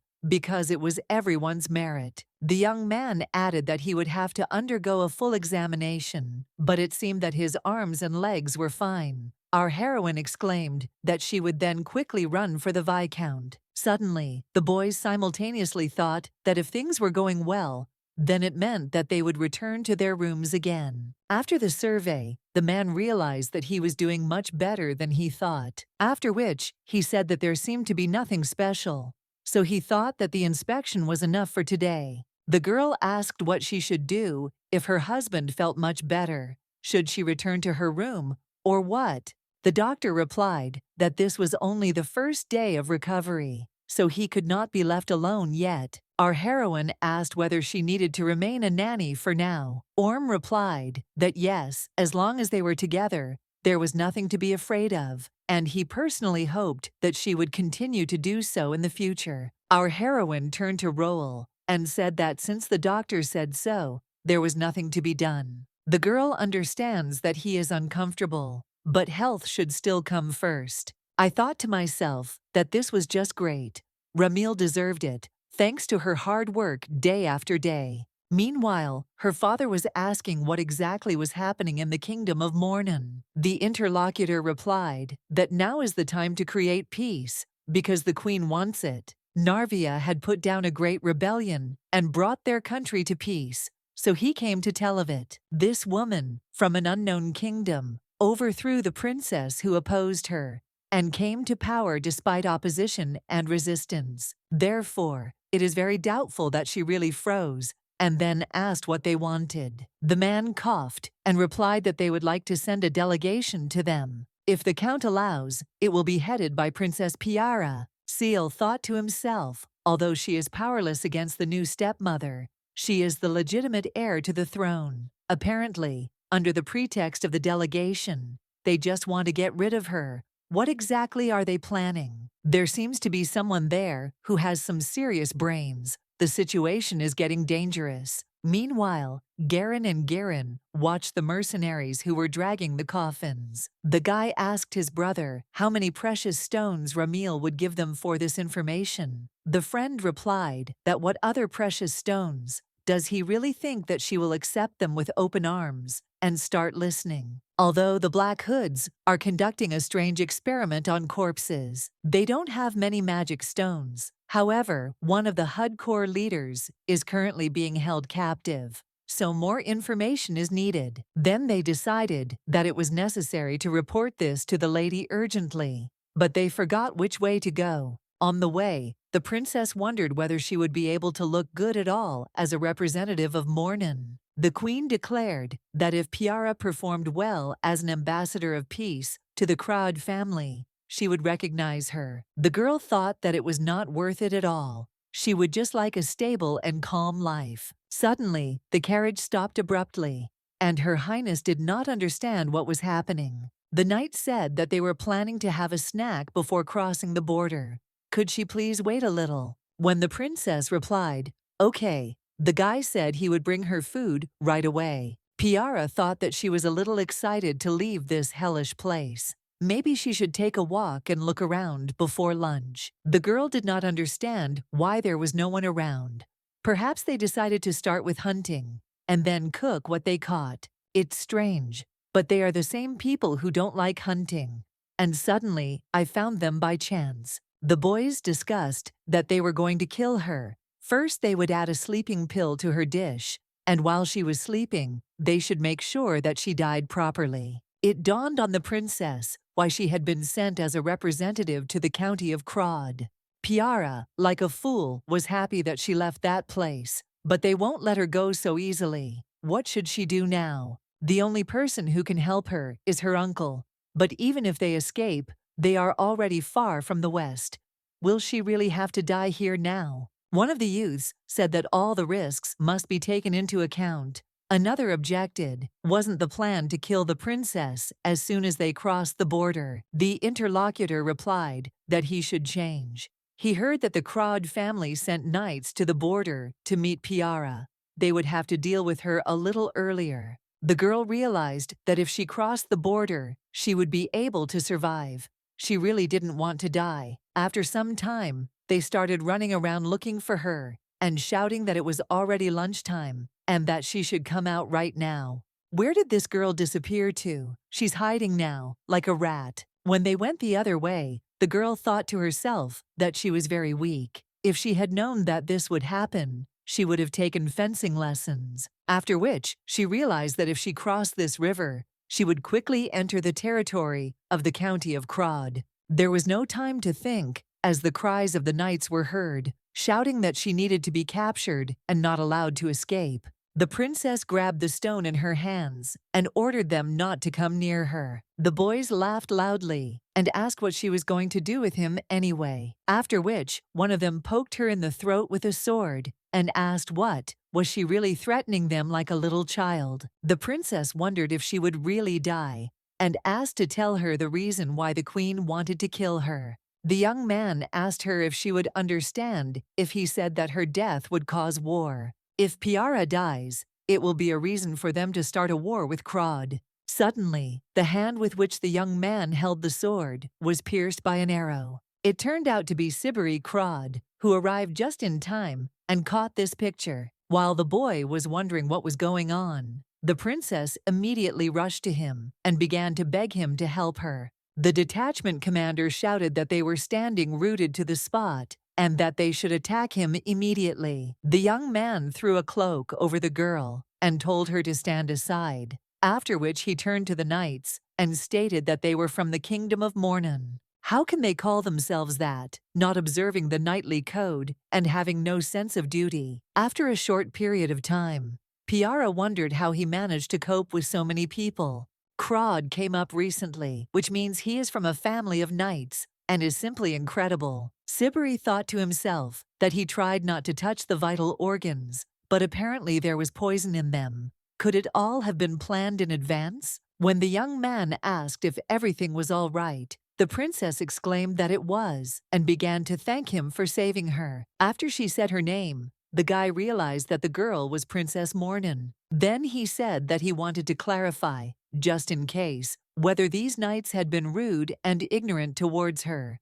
Piara replied that yes, the royal guards wanted to kill her. The young man picked her up in his arms and said that, as a gentleman, he could not allow the princess to go barefoot. He will try to go slowly, but let her still hold on tight. The girl wondered whether she should go to their mansion, because most likely it would cause a war, and she could not allow the man who saved her to suffer. Therefore, reported that the attempt to kill her was to foment war between Mornan and Crod. If she dies in the count's mansion, his family will be blamed, which will become an excuse for inciting hostilities, so she cannot go to them. After which, she thought that after these words, he would probably abandon her in the forest. But she did everything right. But suddenly the young man said that he had assumed that their plan was such, because killing one's princess could not be done just like that. Piara exclaimed, if he knew that the girl was the cause of the war, then why didn't he leave her? The guy replied, if she dies, will that solve the problem? The princess muttered that she could simply hide somewhere in the empire. Sibri replied that it was ridiculous, and nothing more. If she hid, did she really think that the kingdom would remain silent about the fact that a princess had disappeared on the border? Their family would have been caught in the crossfire anyway. Piara said that perhaps she should go back then. The guy replied that he could clearly see a killer waiting for her at the border. Let him come to terms with the fact that he cannot return to the kingdom. The enemy's plan succeeded from the moment the princess left the palace. I thought to myself that the situation is now very difficult. The girl cannot hide or go back. No matter which option is chosen, the outcome will be the same: death. So he said that the reason he is taking her to the mansion is not because of pity or hopelessness. It is simply more profitable for them for the princess to remain alive than for her to die. Piara thought that she didn't know what benefit she would bring them, but if she could help in any way, she would do so. When they arrived at the tent city, the guy immediately said that he needed help. This is the princess of the Mornan kingdom. Due to some circumstances, she is injured. So let Kiara take her to the barracks and help her. The girl asked what was required of her. The young man said to just take care of her, feed her, and let her have a good rest. The princess wanted to return his cloak to him, but Sibiri objected that it was quite chilly at night, so let him keep it. Let Piara not think about what happened today, but just go and rest. Meanwhile, Roel did not understand why he still had a feeling of thirst. It disappeared only when Ramil was nearby. Just holding hands wasn't enough. He liked watching her sleep. The young man was very afraid of losing his happiness, as he had done before. Mother said that she agreed with his letter. The welcoming meeting was cancelled. What happened? The princess intervened in the conversation and asked to be allowed to explain everything. Our heroine watched all this from the second floor and did not understand who she was. When Piara explained exactly how the queen planned to start the war, Seal muttered that the plan was quite crazy. Liera said that she understood the whole situation, so let her rest, and then they will consider this issue. Ramil stated that Mornan were suicides, and that there was nothing like that in the original work. The princess does not look like a villain, and is very sad. She resembles a prisoner who has escaped from prison. The young man looked exactly the same before he came to their family. It is very risky to leave her alone. It is impossible to come to her and offer friendship directly, so we need to think of something else. And in general, only Roel was worthy of this. After which, it dawned on our heroine that children were the best strategy. The next day, the maid came to see her and said that she had done everything as the lady had asked. When the little ones came to her and asked to read a book, their cuteness struck her. Ramil noted that no matter how depressed you are, these guys will cheer you up in a split second. Carol added that the princess doesn't seem like a villain. She's quite kind, sweet, and humble, unlike some. But nevertheless, the girl kept looking at the floor and behaved rather timidly. Our heroine said that she heard that there was a political struggle in her kingdom. Apparently, Piara was to blame for it. It is difficult to get rid of depressive thoughts, but it is easier to make others think differently. Since she was so tired that she couldn't eat and her head was a complete mess, then training was the best remedy. The maid objected that it was very rude of her to make the princess sweat, but the girl objected that fencing was a method of self-defense, which is why she wanted to offer her to take up training. After some time, Siberi said that they had not seen her for a long time. The girl agreed. After this, there was an awkward silence. The guy did not know where to start the conversation, and the princess thought about what brought him to her. Then he asked how she was doing in the count's mansion. The girl replied that everyone was very friendly to her. The food was very tasty, and there were beautiful views all around. And the children were absolutely cute. The kids constantly entertained her and tried to feed her, so they are the charm of this mansion. When she asked why the young man had come, he asked her if she had ever taken fencing lessons, and how about learning it for self-defense. Let the princess think carefully, because the training will not be easy. The girl replied that everything was fine and that she was asking him to teach her fencing.